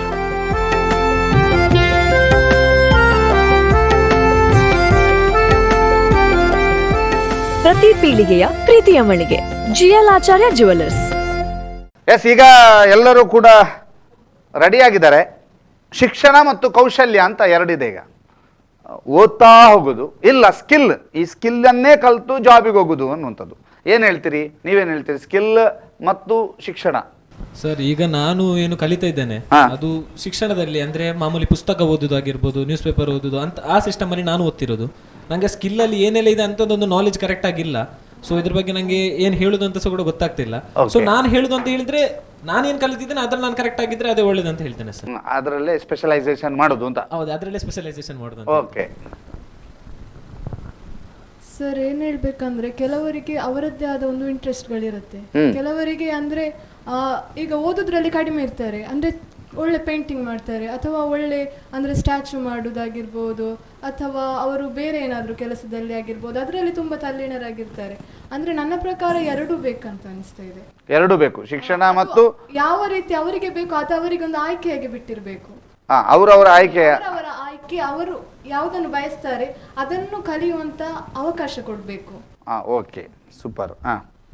ಅವರವರ ಮನಸ್ಸಿಗೆ ಬಿಟ್ಟದ್ದು, ನಾನು ಯಾವುದಲ್ಲಿ ಹೋಗಬೇಕು, ಯಾವುದಲ್ಲಿ ಮುಂದೆ ಬರಬೇಕು ಅಂತ ಹೇಳಿ. ಸೊ ಎರಡೂ ಬೇಕು ಅಂತ ನನ್ನ ಅಭಿಪ್ರಾಯ ಸರ್. ಶಿಕ್ಷಣ ಮತ್ತು ಕೌಶಲ್ಯ ಅನ್ನುವಂಥದ್ದು ಒಂದು ನಾಣ್ಯದ ಎರಡು ಮುಖಗಳ ಇದ್ದ ಹಾಗೆ ಅಂತ ಅಂದ್ಕೊಳ್ತೇನೆ. ಎರಡು ಸಹ ಬೇಕು. ನಮಗೆ ಗೊತ್ತಿರಬೇಕು, ಎಜುಕೇಷನ್ ತಗೊಂಡ ನಂತರ ನಮಗೆ ಗೊತ್ತಿರಬೇಕು ಯಾವ ಟೈಮಲ್ಲಿ ನಾವು ಸ್ಕಿಲ್ ಉಪಯೋಗಿಸಬೇಕು. ಈಗ ಏನು ಹೇಳ್ತೇವೆ, ಒಂದು ಬಾಟಲಲ್ಲಿ ತುಂಬ ನೀರಿದ್ದರೆ ಯಾವ ರೀತಿಯಲ್ಲಿ ಅದನ್ನು ನಾವು 2 ಬಾಟ್ಲಿಗೆ ಹಾಕ್ಬೋದು, ಅದನ್ನು ನಾವು ಲೋಟದಲ್ಲಿ ಹಾಕಿದರೆ ತುಂಬ ಬೇಗ ಫಿಲ್ ಮಾಡ್ಲಿಕ್ಕೆ ಆಗ್ತದೆ, ಅಥವಾ ಚಮಚದಲ್ಲಿ ಹಾಕಿದರೆ ಫಿಲ್ ಮಾಡ್ಲಿಕ್ಕೆ, ಅಲ್ಲಿ ನಾವು ಕೌಶಲ್ಯವನ್ನು ಯೂಸ್ ಮಾಡಬೇಕು. ಒಟ್ಟು ಎಜುಕೇಷನ್ ಸಹ ಬೇಕು, ಅದರೊಟ್ಟಿಗೆ ನಮಗೆ ಕೌಶಲ್ಯ ಕೂಡ ಬೇಕು ಅನ್ನುವಂಥದ್ದು. ನಿಜ ಹೇಳಬೇಕು ಹೇಳಿದರೆ ನಾವಿವತ್ತು ಶಿಕ್ಷಣದ ಮೂಲ ಅರ್ಥವನ್ನು ತಪ್ಪಾಗಿ ತಿಳ್ಕೊಂಡಿದ್ದೇವೆ. ಶಿಕ್ಷಣ ಅಂತ ಹೇಳಿದರೆ ಶಿಕ್ಷಣ ತಜ್ಞರೇ ಹೇಳುವ ಪ್ರಕಾರ ಕೇವಲ ಕಲಿಕೆ ಅಲ್ಲ, ನಮ್ಮ ಓವರ್ ಆಲ್ ಡೆವಲಪ್ಮೆಂಟ್ ಅಂತ ಬರ್ತದೆ. ಓವರ್ ಆಲ್ ಡೆವಲಪ್ಮೆಂಟಲ್ಲಿ ಈ ಕೌಶಲ್ಯಗಳಿರಬಹುದು, ಶಿಕ್ಷಣ ಎರಡೂ ಬರ್ತದೆ. ಹಾಗಾಗಿ ಸರಿಯಾಗಿ ಶಿಕ್ಷಣವನ್ನು ಪಡೆದುಕೊಂಡು ಅದರಲ್ಲಿ ನಾವು ಯಾವ ಫೀಲ್ಡಲ್ಲಿ ಒಂದು ಕೌಶಲ್ಯ ಬರಬೇಕು ಅಂತ ಹೇಳಿದರೆ ಅದರ ಬಗ್ಗೆ ನಾವು ಶಿಕ್ಷಣವನ್ನು ಪಡೆದುಕೊಂಡಿರಲೇಬೇಕಾಗಿರ್ತದೆ. ಹಾಗಾಗಿ ಶಿಕ್ಷಣ ಮತ್ತು ಕೌಶಲ್ಯವನ್ನು ಜೊತೆಗೆ ನಾವು ಅದನ್ನು ಸರಿ ಮುಂದೆ ತಗೊಂಡು ಹೋದರೆ ಖಂಡಿತವಾಗಿಯೂ ವ್ಯಕ್ತಿತ್ವ ವಿಕಸನದ ಜೊತೆಗೆ ಕೌಶಲ್ಯ ಇರಬೇಕು ಅಂತ. ಓಕೆ, ಹೌದು ಸರ್, ಎಲ್ಲರೂ ಹೇಳಿದ ಹಾಗೆ ಶಿಕ್ಷಣ ಸಹ ಬೇಕು, ಕೌಶಲ್ಯ ಸಹ ಬೇಕು ಸರ್. ಓಕೆ, ಯಾಕಂತ ಹೇಳಿದ್ರೆ ಶಿಕ್ಷಣ ಮೊದಲು ನಾವು ಕೌಶಲ್ಯ ಬೇಕಂತ ಹೇಳಿದ್ರೆ ಫಸ್ಟ್ ಶಿಕ್ಷಣ ಕಲಿತು ಮತ್ತೆ ನೆಕ್ಸ್ಟ್ ಅದರ ಬಗ್ಗೆ ನಾವು ನೆಕ್ಸ್ಟ್ ಕೌಶಲ್ಯ ಪಡ್ಕೊಳ್ಬೋದು ಅಂತ ನನ್ನ ಅನಿಕೆ ಸರ್. ಈಗ ನಿಮ್ಮ ಹತ್ರನೇ ಬರ್ತಾನೆ, ಈಗ ಸೋಷಿಯಲ್ ಮೀಡಿಯಾ ಜಮಾನ. ಸೋಷಿಯಲ್ ಮೀಡಿಯಾದಲ್ಲಿ ನೋಡೋದು ಅವ್ರದ್ದು ಯಾರ್ದೋ ಒಂದು ಲೈಫ್ ಸ್ಟೈಲ್ ನೋಡೋದು, ಅದ್ಭುತ ಅಂತ ಆಗೋದು. ಆನಂತರ ಕರಿಯರ್ ಬಗ್ಗೆ ಯೋಚನೆ ಮಾಡೋದು, ಅವಳು ನೋಡಿ ಹಾಗೆ ಇವಳು ಹೀಗೆ ಅಂತ ಯೋಚನೆ ಮಾಡೋದು. ಡಿಪ್ರೆಷನ್ಗೆ ಹೋಗೋದು. ಈಗಿನಲ್ಲಿ ದೊಡ್ಡ ಸಮಸ್ಯೆ ಡಿಪ್ರೆಷನ್. ನಿಮಗೆ ಗೊತ್ತುಂಟು ಅದು ಏನದು? ಹೇಗೆ ಹೋಲಿಕೆ ಮಾಡ್ತಾರ ಮನೆಯಲ್ಲಿ, ಅಥವಾ ನಿಮ್ಮ ನಡುವೆ ಅಥವಾ ಹೋಲಿಕೆಗಳೆಲ್ಲ ನಡೀತದ? ಡಿಪ್ರೆಷನ್ಗೆ ಹೋಗುದು ಮಾನಸಿಕ ಒತ್ತಡ ಅಂತೆಲ್ಲ ಆಗ್ತದ? ಹೌದು ಸರ್, ಯಾಕಂದ್ರೆ ಈಗಿನ ಜನರೇಷನ್ ಅಲ್ಲಿ ಡಿಪ್ರೆಷನ್ಗೆ ಹೋಗುವುದು ಈಗ ಸಹಜ ಅಂತ ಆಗಿದೆ, ಮಾಮೂಲಿ ಅಂತ ಆಗಿದೆ. ಯಾಕಂತ ಹೇಳಿದ್ರೆ ಈಗ ಜನತೆಯಲ್ಲಿ ಎಲ್ಲರನ್ನು ಹೋಲಿಕೆ ಮಾಡುದು, ಒಬ್ಬರನ್ನು ಇನ್ನೊಬ್ಬರಿಗೆ ಹೋಲಿಕೆ ಮಾಡುದು. ಈಗ ಎಕ್ಸಾಂಪಲ್ ಹೋಗುವಾಗ ಈಗ ಒಬ್ಬ ಏನೋ ಟಾಪ್ ಎಕ್ಸಾಮ್ ಅಲ್ಲಿ ಟಾಪ್ ಮಾಡಿದ, ಅಥವಾ ಅವನಿಗೆ ಒಂದು ಒಳ್ಳೆ ಕಂಪನಿ ಜಾಬ್ ಸಿಕ್ಕಿತು, ಅದರನ್ನು ಬೇರೆಯವ್ರ ನಮ್ಮ ಹತ್ರ ಬಂದು ಹೇಳುದು, ನೋಡ ಅವನಿಗೆ ಒಂದು ಅದರಲ್ಲಿ ಜಾಬ್ ಸಿಕ್ಕಿದೆ ಅಂತೆ, ಅವ ದೊಡ್ಡ ಅಲ್ಲಿ ರ್ಯಾಂಕ್ ಮಾಡಿದ್ದಂತೆ, ನೀನೆಂತ ಮಾಡಿದ್ದಿ, ನಿನಗೆಂತ ಸಾಗ್ಲಿಕ್ಕಿಲ್ಲ, ಹಾಗೆಲ್ಲ ಹೇಳುವಾಗ ನಮಗೆ ಸಹ ಒಂದು ಡಿಪ್ರೆಷನ್ಗೆ ಹೋಗುವಂತ ಸಹಜ. ಅಲ್ಲದೆ ಮತ್ತೆ ಈಗಿನ ಇದು ಜನರೇಷನ್ನೇ ಹಾಗೆ. ಡಿಪ್ರೆಷನ್ಗೆ ಹೋಗುವಂತ ಎಂಥದೊಂದು ವಿಷಯಕ್ಕಿದ್ರು ಸಹ ಡಿಪ್ರೆಷನ್ಗೆ ಹೋಗುವಂತಹ ಒಂದು ಕಾಯಿಲೆ ಬಂದಾಗೆ ಎಲ್ಲರಿಗೂ ಆಗಿದೆ ಅಂತ. ಜ್ವರದ ಹಾಗೆ ಜ್ವರ, ಡಿಪ್ರೆಷನ್ ಹೌದು. ಯಾಕೆ ಹೇಳಿದ್ರೆ ಇವತ್ತೆಂತ ಮಾಡ್ತಾರೆ ಪೇರೆಂಟ್ಸ್, ಅದು ಅಷ್ಟೇ. ಇವತ್ತಿನ ನಾವು ಸ್ಪರ್ಧಾತ್ಮಕ ಜಗತ್ತಿನಲ್ಲಿದ್ದೇವೆ. ಎಲ್ಲರೂ ಕೂಡ ಜಾಬ್ ಬೇಕು ಅನ್ನುವಂಥ ಮೈಂಡ್ ಸೆಟ್ಟಲ್ಲೇ ನಾವೆಲ್ಲರೂ ಇರುವಂಥದ್ದು. ಈಗ ಎಂತ ಆಗ್ತದೆ, ಇನ್ನೊಬ್ರು ಹತ್ತಿರ ಮನೆಯವರಿಗೆ ಜಾಬ್ ಸಿಕ್ಕಿದ್ರೆ ಅಥವಾ ಬೇರೆಯವರಿಗೆ ಜಾಬ್ ಸಿಕ್ಕಿದ್ರೆ ಆಗ್ತದೆ, ಅವ್ರು ನನ್ನೊಟ್ಟಿಗೆ ಕಲ್ತವ್ರು, ನನಗೆ ಸಿಗ್ಲಿಲ್ಲ, ಈಗ ಅವರಿಗೆ ಸಿಕ್ಕಿತ್ತು ಅನ್ನುವಂಥ ಹಾಗೆ ಥಿಂಕ್ ಮಾಡಿ ಮಾಡಿ ಮಾಡಿ ಇವರೆಲ್ಲಿಗೆ ಡಿಪ್ರೆಷನ್ಗೆ ಬರ್ತಾರೆ. ಅಥವಾ ಇನ್ನು ಕೆಲವರು ಒಂದ್ಸಲ ಏನಾಗ್ತದೆ, ಪೇರೆಂಟ್ಸ್ ಕಂಪೇರ್ ಮಾಡಲಿಕ್ಕೆ ಸ್ಟಾರ್ಟ್ ಮಾಡ್ತಾರೆ. ಅವ್ರು ಹಾಗಿದ್ದಾನೆ, ನೀನೆಂತಕ್ಕೆ ಹೀಗಿಲ್ಲ. ಈಗ ಅವರು ಹೇಳುವಂಥದ್ದು ಒಳ್ಳೆ ಇಂಟೆನ್ಷನಲ್ಲಿ ಆಗಿರ್ಬೋದು ಪೇರೆಂಟ್ಸ್, ಹಾಗೆ ಕಂಪೇರ್ ಮಾಡುವಾಗ ಆದರೂ ಸಹ ನನ್ನ ಮಗು ಕಲೀಲಿ, ಅಥವಾ ನನ್ನ ಮಗು ಕಲೀಲಿ, ಕಲಿತು ಸ್ವಲ್ಪ ದೊಡ್ಡ ಆದರೆ ಮಗುವಿಗೆ ಸಹ ಒಳ್ಳೇದಲ್ಲ ಅಂತ. ಆದರೆ ಇದೆಂತಾಗಿರ್ತದೆ, ಮಕ್ಕಳ ಮನಸ್ಸಿನಲ್ಲದು ಬೇರೆ ರೀತಿಯ ಪರಿಣಮಿಸ್ತದೆ. ಹಾಗಾಗಿ ಡಿಪ್ರೆಷನ್ ಅನ್ನುವಂಥದ್ದು ಹಾಗೆ. ಇನ್ನೊಂದು ವಿಷಯ ಹೇಳಿದರೆ ಸೋಷಿಯಲ್ ಮೀಡಿಯಾದಿಂದಾಗಿ ಇವತ್ತು ನಾವೆಂತ ಮಾಡ್ತೇವೆ, ಸೋಷಿಯಲ್ ಮೀಡಿಯಾದಲ್ಲಿ ಎಂತ ಸಿಕ್ಕಿದ್ರು ಪೋಸ್ಟ್. ಈ ಸೋಷಿಯಲ್ ಮೀಡಿಯಾದಲ್ಲಿ ಬರುವಂಥ ಮೋಟಿವೇಶನಲ್ ವಿಡಿಯೋ ಒಂದ್ಸಲ ನಾವು ನೋಡುದು, ಮತ್ತೆ ವಾಪಸ್ ಎಂತ ಮಾಡ್ತೇವೆ, ಅದು 30 ಸೆಕೆಂಡ್ನ ವಿಡಿಯೋ ನಮ್ಮಲ್ಲಿರುವಂಥದ್ದು ಕೇವಲ 30 ಗಂಟೆಗೆ ಅಂತ ಹೇಳ್ಬಹುದು. ಯಾಕೆ ಹೇಳಿದರೆ ಅದರಲ್ಲಿ ಬರುವಂಥ ಮೋಟಿವೇಶನಲ್ ವಿಡಿಯೋಗಳನ್ನು ನಾವು ಇವತ್ತು ನೋಡುದು. ಈಗ ಕೆಲವೊಂದ್ಸಲ ನಾನು ನೋಡಿದ ಹಾಗೆ ಹೇಳ್ತಾ ಇರುವಂಥದ್ದು, ಕೆಲವು ಕಡೆ ಇರ್ತದೆ, ಮಾರ್ಕ್ ಎಲ್ಲ ತೆಗೆಯೋದು ಬೇಡ, ಮಾರ್ಕ್ ತೆಗೆದ್ರೆ ಸಹ ಎಂತ ಆಗ್ಲಿಕ್ಕಿಲ್ಲ, ಇವತ್ತೆಷ್ಟು ಜನ ಇಲ್ಲ ಮಾರ್ಕ್ ತೆಗೆಯದೆ ಸಹ ಇವತ್ತೊಂದು ಉನ್ನತ ಸ್ಥಾನಕ್ಕೆ ಏರಿದವರು. ಇಲ್ಲಿ ಸೋಷಿಯಲ್ ಮೀಡಿಯಾವನ್ನು 24 ಗಂಟೆ ಮಾಡುವ ಎಂತ ಮಾಡ್ತಾನೆ, ಓದದಿದ್ರೆ ಸಹ ತೊಂದರೆ ಇಲ್ಲ, ಎಂತ ಆಗುದಿಲ್ಲ, ನನಗೆ ಇದೆಲ್ಲ ಸಿಗ್ತದೆ, ಎಷ್ಟು ಜನ ಇದ್ದಾರೆ ಅಂತ. ಈ ಎಕ್ಸಾಂಪಲ್ ಕೊಡ್ತಾ ಇರೋರು ಯಾರೆಲ್ಲ ಲೈಫಲ್ಲಿ ಸಕ್ಸಸ್ ಆಗಿದ್ದಾರೆ, ಒಳ್ಳೆ ಸ್ಥಾನಮಾನದಲ್ಲಿ ಏರಿದ್ದಾರೆ, ಅವರನ್ನ ಎಕ್ಸಾಂಪಲ್ ಕೊಡ್ತಾ ಇರುವಂಥದ್ದಷ್ಟೇ. ಅಲ್ಲಿ ಓದದೆ ಅಥವಾ ಸರಿಯಾಗಿ ಓದದೆ ಶಾಲಾ ಕಾಲೇಜುಗಳಿಗೆ ಹೋಗದೆ ಅದೆಷ್ಟೋ ಜನ ಇವತ್ತು ತುಂಬ ಕಷ್ಟಪಡ್ತಾ ಇದ್ದಾರೆ. ಆ ಸೈಡನ್ನು ಯಾರಿಗೂ ಹೇಳಲಿಕ್ಕೆ ಹೋಗುದಿಲ್ಲ. ಇದೆಂತಾಗ್ತದೆ, ಇವತ್ತಿನ ಯುವ ಜನಾಂಗ ಅಂಥ ವಿಚಾರಗಳನ್ನು ನೋಡಿ ನೋಡಿ ನೋಡಿ ದಾರಿ ತಪ್ತಾ ಇದೆ ಅನ್ನುವಂಥದ್ದು ಒಂದು ವಿಚಾರ. ಓಕೆ, ಏನು ಹೇಳ್ತೀರಿ? ಡಿಪ್ರೆಷನ್ ಅನ್ನೋದಕ್ಕಿಂತಲೂ ಅದೊಂದು ಓವರ್ ಥಿಂಕಿಂಗ್ ಜಸ್ಟ್ ಅಷ್ಟೇ. ಡಿಪ್ರೆಷನ್ ಆಗಲಿಕ್ಕೆ ರೀಸನ್ ಏನು? ಮನೆಯಲ್ಲಿ ಅಥವಾ ಎಲ್ಲಿಯೋ ಯಾರೋ ಒಬ್ಬರು ನಮ್ಮನ್ನು ಇನ್ನೊಬ್ಬರಿಗೆ ಹೋಲಿಕೆ ಮಾಡ್ತಾ ಇದ್ದಾರೆ ಅಂತ ಹೇಳಿ ಆದಾಗ, ನಮ್ಮಲ್ಲಿ ಈಗದ ಜೆನ್ಸಿ ಪೀಪಲ್ ಹತ್ರ ಏನಿಲ್ಲ ಅಂತ ಹೇಳಿದರೆ, ಮೇಯ್ನಾಗಿ ಒಂದು ಒಳ್ಳೆ ರೀತಿಯಾಗಿ ಅದನ್ನು ಪಾಸಿಟಿವ್ ಆಗಿ ತಗೊಳ್ಳುವಂತಹ ಮೆಂಟಾಲಿಟಿ ಇಲ್ಲ, ಕಡಿಮೆ ಆಗಿದೆ. ಚಾಲೆಂಜ್ ಆಗಿ ತಗೊಳ್ಳೋದಿಲ್ಲ. ಅವರು ಹಾಗೆ ಆದ್ರೆ ನಾನು ಹೀಗೆ ಆಗಲಿಕ್ಕೆ ನನ್ನಿಂದ ಆಗಲಿಲ್ವಾ, ಒಂದು ಹಗ್ಗ ಕೊಡಿ, ಒಂದು ಚೂರಿ ಕೊಡಿ, ನಾನು ಸಾಯ್ತೇನೆ ಅಷ್ಟೇ. ಅಷ್ಟರಲ್ಲೇ ಇದ್ದಾರೆ. ಅದನ್ನು ನಾನು ಚಾಲೆಂಜಿಂಗ್ ತಗೊಂಡ್ರೆ ಈ ಡಿಪ್ರೆಷನ್ ಸಹ ಇರೋದಿಲ್ಲ, ಎಂತ ಸಹ ಇರೋದಿಲ್ಲ. ಓವರ್ ಥಿಂಕಿಂಗ್ ಮಾಡಿ ಹೇಗೆ ತಗೊಳ್ಳೋದು, ಹೇಗೆ ಚಾಲೆಂಜ್ ಆಗಿ ತಗೊಳ್ಳೋದು, ಹೇಗೆ ಚಾಲೆಂಜಿಂಗ್ ಆಗಿ ಹೇಗೆ ತಗೊಳ್ಳೋದು ಅಂತ ಅವ್ರು ಮಾಡಿದ್ರು, ಅವ್ರು ಆ ಫೀಲ್ಡಲ್ಲಿ ಮಾಡಿದ್ರು. ನಂಗೆ ಆ ಫೀಲ್ಡ್ ಆಗೋದಿಲ್ವಾ, ನನ್ನಿಂದ ಅದು ಸಾಧ್ಯ ಇಲ್ವಾ, ಬೇಡ, ನಾನು ನನ್ನದೇ ಒಂದು ಫೀಲ್ಡ್ ಇರ್ತದೆ, ನನ್ನದಲ್ಲೇ ನಾನು ಏನು ಮಾಡ್ಲಿಕ್ಕೆ ಆಗ್ತದೆ ಅದನ್ನು ಮುನ್ನುಗ್ತೇನೆ, ಅದರಲ್ಲಿ ನಾನೇನಾದರೂ ಸಾಧನೆ ಮಾಡ್ತೇನೆ ಅಂತ ಹೊರಡೋ ಬದಲು ಈ ರೀತಿಯಾಗಿ ಮಾಡಿದರೆ ಅದೊಂದು ಓವರ್ ಥಿಂಕಿಂಗ್ ಹೋಗಿ ಡಿಪ್ರೆಷನ್ ಅನ್ನುವಂಥದ್ದು ಆಗುವಂಥದ್ದು ಅಷ್ಟೇ.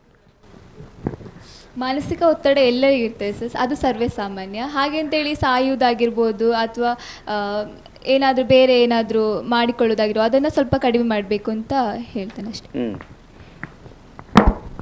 ನಾನು ಇದರ ಬಗ್ಗೆ ತುಂಬ ಏನು ಹೇಳಲಿಕ್ಕೆ ಹೋಗಲ್ಲ. ಅಂದರೆ ಹೇಗೆಂದರೆ ಈಗ ನಮ್ಮ ಒಂದು ಸೊಸೈಟಿಯಲ್ಲಿರುವ ಮಕ್ಕಳಲ್ಲಿ ಆಗಿರ್ಬೋದು, ಯಾರಲ್ಲಿ ಆಗಿರ್ಬೋದು, ಏನಾದರೂ ಆಯ್ತಂದ್ರೆ ಅದನ್ನು ನಾವು ಅಕ್ಸೆಪ್ಟ್ ಮಾಡ್ಕೊಳ್ಳಲ್ಲ ಬೇಗ, ಅದು ಬೇರೆನೆ ಥಾಟಿಗೆ ಹೋಗ್ತೇವೆ. ಅಂದ್ರೆ ಈಗ ಕೆಲವೊಂದು ಮಕ್ಕಳು ಮಾರ್ಕ್ ಕಡಿಮೆ ಬಂತಂತ, ಅದಕ್ಕೆ ಕೆಲವೊಂದು ರೀಸನ್ ಇದೆ. ಕೆಲವೊಮ್ಮೆ ಹೇಗೆ ಹೇಳ್ತಾರೆ ಅಂದ್ರೆ, ನೀನು ಮಾರ್ಕ್ ಒಮ್ಮೆ ಒಂದು ಎಕ್ಸಾಮ್ ಅಲ್ಲಿ ಕಡಿಮೆ ಬಂದ್ರೆ, ನೀನು ಲಾಸ್ಟ್ ಟೈಮ್ ಅಷ್ಟು ಬೆಟರ್ ಮಾಡಿದ್ಯಾ, ಈ ಟೈಮ್ ಯಾಕೆ ಹೀಗಾಯ್ತು ಅಂತ ಹೇಳಿ ಕೆಲವರು ಕುಗ್ಗಿಸ್ತಾರೆ ಮಕ್ಕಳನ್ನು. ಅದು ಅವರಿಗೆ ತುಂಬಾ ಅವರು ಥಿಂಕ್ ಮಾಡುವಾಗೆ ಆಗ್ತದೆ. ಇನ್ನೊಂದು ಕಡೆ ಕಂಪೇರ್ ಮಾಡೋದು, ಕಂಪ್ಯಾರಿಸನ್. ಅಂದ್ರೆ ಮನೆಯಲ್ಲಿ ಆಗಿರ್ಬೋದು, ಅಂದ್ರೆ ನಾವು ಸ್ವಲ್ಪ ಲೇಟ್ ಇದ್ರೆ ಅವಳನ್ನು ನೋಡಿ ಎದುರು ಮನೆಯವಳು ಅವಳು ಎಷ್ಟು ಬೇಗ ಎದ್ದೇಳ್ತಾಳೆ, ನೀವೆಂತ ಅಂತ ಹೇಳ್ತಾರೆ ಕೆಲವರು. ಬೈತಿದ್ರಿ ನೀವು ಮನೆಯವರಿಗೆ? ಮನೆಯವರಿಗೆ ಬೈಯುವುದಲ್ಲ, ಅಲ್ಲ ಕರೆಕ್ಟ್, ಅವರು ಹಾಗೆ ಮಾಡಬಾರ್ದು. ಅವ್ರು ಹಾಗೆಲ್ಲ ಹೇಳ್ತಾರೆ. ಮತ್ತೆ ಮಾರ್ಕ್ನ ವಿಷಯದಲ್ಲಿ ಕೂಡ ಎಕ್ಸಾಂಪಲ್, ಅಂದ್ರೆ ಒಬ್ರು ಡಿಸ್ಟಿಂಕ್ಷನ್ ಬಂದ್ರೆ ಅವಳು ಬಂದ್ರು ನೀನ್ ಯಾಕೆ ಬರ್ಲಿಲ್ಲ ಅಂತ ತುಂಬಾ ಇನ್ಸಲ್ಟ್ ಮಾಡ್ತಾರೆ. ಕೆಲವೊಂದು ಮಕ್ಕಳು ಡಿಸ್ಟಿಂಕ್ಷನ್ ತೆಗ್ದಿರ್ತಾರೆ, ಅಲ್ಲಿ ಕೂಡ ನೀನು ಹೈ ಡಿಸ್ಟಿಂಕ್ಷನ್ ಯಾಕೆ ತೆಗಿಲಿಲ್ಲ ಅಂತ ಹೇಳಿ ಇನ್ಸಲ್ಟ್ ಮಾಡ್ತಾರೆ. ಅಂತ ಸ್ಟೂಡೆಂಟ್ಸ್ ಸೂಸೈಡ್ ಮಾಡಿದ್ದು ಕೂಡ ಇದೆ. ಮತ್ತೆ ಇನ್ನೊಂದೇನು ಹೇಳ್ಬೇಕಂದ್ರೆ, ಇನ್ಸ್ಟಾದಲ್ಲಿ ರೀಲ್ಸ್ಗೆ ಒಂದು ಪ್ರಾಬ್ಲಮ್ ಇದೆ. ಅಂದ್ರೆ ಕೆಲವೊಂದು ಥಾಟ್ ಹೇಗಿರ್ತದೆ ಅಂದ್ರೆ ಅದರಲ್ಲಿ ಒಂದೊಂದು ಲೈನ್ ಬರ್ತದೆ, ಏನೋ ಒಂದು ಲೈಫಲ್ಲಿ ಎಷ್ಟೋ ವರ್ಷಗಳ ಅನುಭವ ಬರ್ದಾಗಿರ್ತದೆ, ಅದನ್ನೊಮ್ಮೆ ಓದುದು ಮತ್ತೆ ಅದನ್ನೇ ಹೌದಲ್ಲ, ಮತ್ತೆ ಸ್ಟೋರಿ ಸ್ಟೇಟಸ್ ಎಲ್ಲ ಅದು 2 ದಿನ, ಹೀಗೆ ಅದೇ 2 ದಿನ ಅಲ್ಲ, ಕೆಲವೊಂದು ಟೈಮ್ ಅದೇ ಸ್ಟೋರಿ ಅಂತ ಇವರದ್ದು ಎಂತಂತ ಇಲ್ಲ. ಯಾವಾಗಲೂ ನೋಡಿದ್ರು ಕೆಲವೊಂದು ಮಕ್ಕಳ ಸ್ಟೋರಿ, ಎಂತ ನಾನು ಟೈರ್ಡ್ ಆಫ್ ಲೈಫ್, ಎಂತ ಲೈಫ್ ಸಾಕಾಗಿ ಹೋಗಿದೆ, ಎಂತ ಅನುಭವಗಳಿದು ಎಂತೆಲ್ಲ ಹಾಕಿರ್ತಾರೆ. ಅವ ಇಲ್ಲಿ ಕಾಲೇಜಲ್ಲಿ ಬಂದು ಚಂದ ಕ್ಯಾಂಟೀನ್ ಅಲ್ಲಿ ತಿಂತಿರ್ತಾನೆ, ಟೈರ್ಡ್ ಆಫ್ ಲೈಫ್ ಅಂತ ಸ್ಟೇಟಸ್ ಹಾಕಿರ್ತಾರೆ. ಎಂತಂತ ಇಲ್ಲ ಸರ್, ಕೆಲವೊಂದು ಮಕ್ಕಳು ಇದನ್ನು ನೋಡಿ ನೋಡಿ ಡಿಪ್ರೆಷನ್ಗೆ ಹೋದವರು ಇದ್ದಾರೆ. ಅವನ ಟೈರ್ಡ್ ನೋಡಿ ಇವರು ಡಿಪ್ರೆಷನ್. ಓಕೆ. ಸೊ ಅದಕ್ಕೆ ಹೇಳುದು ಅಂದ್ರೆ, ಒಂದು ಫೋನ್ ಅಂದ್ರೆ ಫೋನ್ ಅನ್ನು ಸ್ವಲ್ಪ ಕಡಿಮೆ ಮಾಡಬೇಕು. Very good. ಹೇಳಿ. 18 ಆಗುವವರೆಗೆ ಅಪ್ಪ ಫೋನ್ ತೆಗೆದು ಕೊಡ್ಲಿಲ್ಲ, ಮನೆಯಿಂದ ತೆಗೆಯುವಾಗ ಕೂಡ ಅಲ್ಲಿ ಹಿಂಗೆ ಬಂದು ಕೂತ್ಕೊಳ್ಳುದು, ಎಂತ ಹೋಗ್ತದಂತ ನೋಡ್ಲಿಕ್ಕೆ. ಯಾರು? ಅಪ್ಪನವರು ಹಾಗೆ ಮಾಡ್ತಾ ಇದ್ರು. ಈಗ ಕೊಟ್ಟಿದ್ದಾರೆ ಫೋನು, ಈಗ ಕೂಡ ನಾವು ಕೂಡ ಯೂಸ್ ಮಾಡುದಿಲ್ಲ ಅಂತಿಲ್ಲ, ಯೂಸ್ ಮಾಡ್ತೇವೆ, ನಾವು ಕೂಡ ರೀಲ್ಸ್ ನೋಡ್ತೇವೆ. ಆದ್ರೆ ಅಂತ ಥಾಟ್ಸ್ ಎಲ್ಲ ಅದೆಲ್ಲ ಹಾಕುದಿಲ್ಲ, ನಮ್ಗೆ ತಲೆಗೆ ಬರುವುದಿಲ್ಲ. ನಾವು ಫೋಟೋಸ್ ಹಾಕ್ತೇವೆ, ಅದನ್ನ ಹಾಕ್ತೇವೆ. ಆದ್ರೆ ಕೆಲವೊಂದು ನಮಗಿಂತ ಸಣ್ಣ ಮಕ್ಕಳದ್ದು ನಾವು ಅದನ್ನೆಲ್ಲ ನೋಡುದು. ಅಂದ್ರೆ ಅವರು ಕೂಡ ಈಗ ಅಂದ್ರೆ 18ಗಿಂತ ಸಣ್ಣ ಮಕ್ಕಳು ಇನ್ಸ್ಟಾಗ್ರಾಮ್ ಅಲ್ಲಿ ಎಲ್ಲ ಸ್ಟೋರಿ ಬರೋದು. ಅಂದ್ರೆ ನನಗೆ ಸಾಕಾಗಿ ಹೋಗಿದೆ, ಅವರ ಅಕೌಂಟ್ ಎಲ್ಲ ಇದೆ. ಅದನ್ನೊಮ್ಮೆ ಮಕ್ಕಳು ನಿಲ್ಲಿಸ್ಬೇಕು, ಆಗ ಸ್ವಲ್ಪ ಆದ್ರೂ ಬೆಟರ್ ಆಗುತ್ತೆ. ಮೊಬೈಲ್ ತೆಗಿಬೇಕು ಅಂತ ಹೇಳೋದು ನೀವು ಕೈಯಿಂದ? ತೆಗಿಬೇಕಂತ ಹೇಳ್ತಾ ಇಲ್ಲ, ಅದರದ್ದು ಯೂಸ್ ಇದೆ. ಆದ್ರೆ ಇಂಥದ್ದೆಲ್ಲ ಬೇಡ. ಈಗ ಇನ್ಸ್ಟಾಗ್ರಾಮ್ ಎಲ್ಲ ಬಿಲೋ 18 ಅವರಿಗೆ ಬೇಡ. ನೀವು ಸುಮ್ಮನೆ ಸರ್ ಅಷ್ಟು ಫೀಸ್ ಕಟ್ಟಿ ಮನೆಯಿಂದ ಕಳಿಸುವಾಗ ತಂದೆ ತಾಯಿಯವರು ಹೇಳುದು ಸಹಜ, ಮಾರ್ಕ್ ಕಮ್ಮಿ ಬಂದಾಗ. ಅದು ನಾನು ಹೇಗೆ ಹೇಳ್ತೇನೆ ಅಂದರೆ, 2 ಡಿಫ್ರೆಂಟ್ ಟೈಪ್ಸ್ ಆಫ್ ಮೈಂಡ್ ಸೆಟ್ನವ್ರು ಇರ್ತಾರೆ ಸರ್. ಈಗ ಒಂದು ಹೇಳುದು ಅಂತ ಹೇಳಿದರೆ, ಈಗ ನನಗೆ ಮನೇಲಿ ಹೇಳ್ತಿದ್ರು ಏನು ಮಾರ್ಕ್ ಕಮ್ಮಿ ಅಂತ. ಆದರೆ ನಂಗೆ ಗೊತ್ತುಂಟು ಸರ್, ನಾನು ಓದಿದ್ದೇನೆ, ನನ್ನ ಟ್ರೈ ನಾನು ಮಾಡಿದ್ದೇನೆ ಅಂತ ಗೊತ್ತಿರುವಾಗ ನಾನು ಹೇಗೆ ಚಾಲೆಂಜ್ ಆಗಿ ತಗೊಳ್ತೇನೆ ಅಂತ ಹೇಳಿದರೆ, ನಾನು ಓದಿದ್ದೇನೆ, ನೋಡೋ ನೆಕ್ಸ್ಟ್ ಟೈಮ್ ಮಾರ್ಕ್ ಒಳ್ಳೆ ತೆಗೆಯುವಂತ ಯೋಚನೆ ಮಾಡ್ತೇನೆ ಸರ್. ಅದೇ ಸೇಮ್ ನನ್ನ ಇಂದ ಫ್ರೆಂಡ್ ಬಂದು ನನ್ನ ಹತ್ರ ಹೇಳ್ತಾ ಇದ್ದ ಸರ್, ನನ್ನ ಮನೇಲಿ ಹೇಳಿದ್ರು ಮಾರ್ಕ್ ಇಲ್ಲ ಅಂತ. ನಾನು ಇನ್ನು ಅವರು ಇರಲಿ, ನಾನು ಕಾಲೇಜಿಗೆ ಬರೋದಿಲ್ಲ, ಓದುದೇ ಇಲ್ಲ, ಏನು ಮಾಡ್ತಾರೆ ನೋಡು ಅಂತ. ಅದು ಮೈಂಡ್ ಸೆಟ್ ಮೇಲೆ ಡಿಪೆಂಡ್ ಆಗ್ತದೆ ಸರ್. ಏನಂತ ಈಗ ನಾನು ಚಾಲೆಂಜ್ ಆಗಿ ತಗೊಂಡೆ, ಸೇಮ್ ಅವನೇ ಹೇಳಿಲ್ಲ ನಾನು ಇನ್ನು ಕಲಿಯುವುದಿಲ್ಲ ಹಾಗೆ ಹೇಳಿದ, ಅವನೇನಾಗ್ತಾನೆ ಕಲೀಲಿಲ್ಲ, ನಾಳ್ದು ಟೆನ್ಷನ್ ಆಗ್ತದೆ, ಅವ್ನು ಡಿಪ್ರೆಷನ್ಗೆ ಹೋಗ್ತಾನೆ. ಸೊ ಮೈಂಡ್ ಸೆಟ್ ಮೇಲೆ ಡಿಪೆಂಡ್ ಆಗ್ತದೆ, ಮನೆಯವರು ಏನು ಹೇಳ್ತಾರೆ ಅದ್ರ ಮೇಲೆ ಡಿಪೆಂಡ್ ಆಗ್ತದೆ ಸರ್. ಈಗ ನಮ್ಮ ಫ್ರೆಂಡ್ ಸರ್ಕಲ್ ನಾನು ಅವನಿಗೆ ಹೇಳಿದೆ, ಅದನ್ನೆಲ್ಲ ಮೈಂಡಿಗೆ ತಗೊಳ್ಬೇಡ, ನೀನು ಏನು ಕೆಲಸ ಮಾಡ್ತಿದ್ರಲ್ಲಿ ನೀನು ಸ್ವಲ್ಪ ಒಳ್ಳೆ ಕೆಲಸ ಮಾಡು, ನೀನು ತನ್ನಷ್ಟಕ್ಕೆ ನೀನು ಒಳ್ಳೆ ಕಲಿತೆ, ಒಳ್ಳೆ ಮಾರ್ಕ್ ತನ್ನಷ್ಟಕ್ಕೆ ಬರ್ತದೆ ಅಂತ ಹೇಳಿದೆ ನಾನು. ಸೊ ಫ್ರೆಂಡ್ ಸರ್ಕಲ್ ಮೇಲೆ ಡಿಪೆಂಡ್ ಆಗ್ತದೆ ಸರ್, ಡಿಪ್ರೆಷನ್ ಮಾಮೂಲಿಯಾಗಿ ಬರಲ್ಲ. ನಾವು ಫ್ರೆಂಡ್ಸ್ ಕೂಡ ಅವನನ್ನು ಡೋಂಗಿ ಮಾಡಿದ್ರೆ, ನಿಮಗೆ ಮಾರ್ಕ್ ಇಲ್ಲ ನಮಗೆ ಜಾಸ್ತಿ ಮಾರ್ಕ್ ಉಂಟು ಅಂತ ಹೇಳಿದ್ರೆ ಅವ್ನು ಇನ್ನೂ ಕುಗ್ತಾನೆ. ಸೊ ನಾವು ಫ್ರೆಂಡ್ಸ್ ಕೂಡ ಅವನಿಗೆ ಸ್ವಲ್ಪ ಧೈರ್ಯ ಕೊಡುವಂತ ಕೆಲಸ ಮಾಡಬೇಕು ಅಂತ ಹೇಳ್ತೇನೆ ಸರ್. ಓಕೆ. ಈಗ ಅಡಿಕ್ಷನ್ ಅಲ್ವಾ, ಡ್ರಗ್ಸ್ ಇದ್ದಿರ್ಬೋದು, ಅನಂತರ ಮೊಬೈಲ್ ಗೇಮಿಂಗ್ ಅಡಿಕ್ಷನ್ ಇರ್ಬೋದು. ನಾವು ತುಂಬ ಕಡೆ ಹೋಗ್ತೀವಿ, ಬೇರೆ ಬೇರೆ ಕಡೆಗಳಲ್ಲಿ ನೋಡ್ತೀವಿ.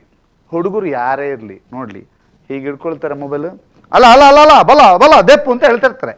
ಇದು ಈ ಗೇಮಿಂಗ್ ಅಡಿಕ್ಷನ್ ಅಂತ ಇರ್ತದೆ, ಆ ನಂತರ ಡ್ರಗ್ಸ್ ಅಡಿಕ್ಷನ್ ಅಂತ ಇರ್ತದೆ. ಇದನ್ನೆಲ್ಲ ತಡೆಗಟ್ಟೋದು ಹೇಗೆ ಸರ್? ಈಗ ನೀವು ಯುವಕರು ಇದಕ್ಕೆ ನಾವು ಅದು ಸರಿ ಇಲ್ಲ ಅಂತ ಹೇಳ್ಬೋದು, ಆದರೆ ಅದು ಸರಿ ಆಗಬೇಕಾದ್ರೆ ಏನು ಮಾಡಬೇಕು ಅಂತ ಕೂಡ ನೀವೇ ಹೇಳಬೇಕು. ನೀವೇ ಅಲ್ಲ ಮುಂದಿನ ಭವಿಷ್ಯ, ಕರೆಕ್ಟಾ? ಈ ಗೇಮಿಂಗ್ ಅಡಿಕ್ಷನ್ನು, ಆಮೇಲೆ ಮಾದಕ ದ್ರವ್ಯ, ಆನ್ಲೈನ್ ಬೆಟ್ಟಿಂಗು ಎಲ್ಲ ನೀವು ನೋಡ್ತಾ ಇದ್ದೀರಾ? ಹೇಗೆ ಈಕೆ ಸಿಲುಕಕ್ಕೆ ಹೀಗಾಗ್ಲಿಕ್ಕೆ ಏನು ಕಾರಣ sir? Mainly social media platform ಅಂತ ಹೇಳ್ತೇನೆ ಸರ್. ಈಗ ನಾನು ಇನ್ಸ್ಟಾಗ್ರಾಮ್ ಅಲ್ಲಿ ಸ್ಕ್ರೋಲ್ ಮಾಡ್ತಿರ್ತೇನೆ, ನಿಮ್ಗೆ ವರ್ಕ್ ಫ್ರಮ್ ಹೋಮ್ ಅಂತ ಹೇಳ್ತಾರೆ. ವರ್ಕ್ ಫ್ರಮ್ ಹೋಮ್ ಅಂತ ಹೇಳಿ ಇಷ್ಟು ಇನ್ವೆಸ್ಟ್ ಮಾಡಿ ನಿಮ್ಗೆ ಇಷ್ಟು ಡಬಲ್ ಕೊಡ್ತೇವೆ ಅಂತ. ಸರ್ ಯಾರು ಸರ್, ನೀವು ದುಡ್ಡು ಕೊಟ್ಟರೆ ಯಾರು ಡಬಲ್ ಆಗಿ ಮನಿ ಕೊಡ್ತಾರೆ ಸರ್? ನಿಮಗೆ ಅವರದೇ ಲಾಸ್ ಅಲ್ವಾ ಅದು? ನಾವು ದುಡ್ಡು ಕೊಟ್ಟರೆ ನಮ್ಗೆ ಯಾರು ಡಬಲ್ ಕೊಡ್ತಾರೆ ಕಾಸು? ಅದು ನಾವು ಮೈಂಡ್ ಸೆಟ್ ಮೇಲೆ ಥಿಂಕ್ ಮಾಡಬೇಕಾಗುತ್ತೆ. ನಾವು ಸೀದಾ ನಾನು ದುಡ್ಡು ಕೊಡ್ತೇನೆ ಅಂತ ಹೇಳಿ ಅವ್ರು ಡಬಲ್ ಕೊಡ್ತಾನೆ, ಅದಕ್ಕೆಲ್ಲ ಸಿಕ್ಕಿ ಬೀಳೋದು. ಇನ್ನೊಬ್ರು ಹೇಳ್ತಾರೆ ನೀವು ಬೆಟ್ಟಿಂಗ್ ಆಡಿ, ಬೆಟ್ಟಿಂಗಲ್ಲಿ ಡಬಲ್ ಮಾಡ್ಲಿಕ್ಕೆ ಆಗ್ತದೆ ದುಡ್ಡು. ಅದೆಲ್ಲ ಸುಮ್ಮನೆ ಸರ್. ದುಡ್ಡು ಕಳ್ಕೊಳ್ಳುವುದೇ ಅದೊಂದು ಪ್ಲೇಸ್, ಅದು ಮೇನ್ಲಿ. ಮತ್ತೆ ಈ ಮಾದಕ ಇದು ಕುಡಿಯೋದಾಗಿರ್ಬೋದು, ಸಿಗರೇಟ್, ತುಂಬ ವಸ್ತುಗಳಿದೆ. ಈಗ ಕರ್ನಾಟಕದಲ್ಲಿ ಮೊನ್ನೆ ಬ್ಯಾನ್ ಆಯಿತು, ಯಾವುದು ಪಾನ್ ಮಸಾಲೆ ಇದೆಲ್ಲ. ಸೊ ಅದು ಒಳ್ಳೆ ಇನಿಷಿಯೇಟಿವ್ ಅಂತ ಹೇಳ್ತೇನೆ ಸರ್. ಅದು ಬ್ಯಾನ್ ಮಾಡಿದ್ದು ಒಳ್ಳೆ ಇನಿಷಿಯೇಟಿವ್.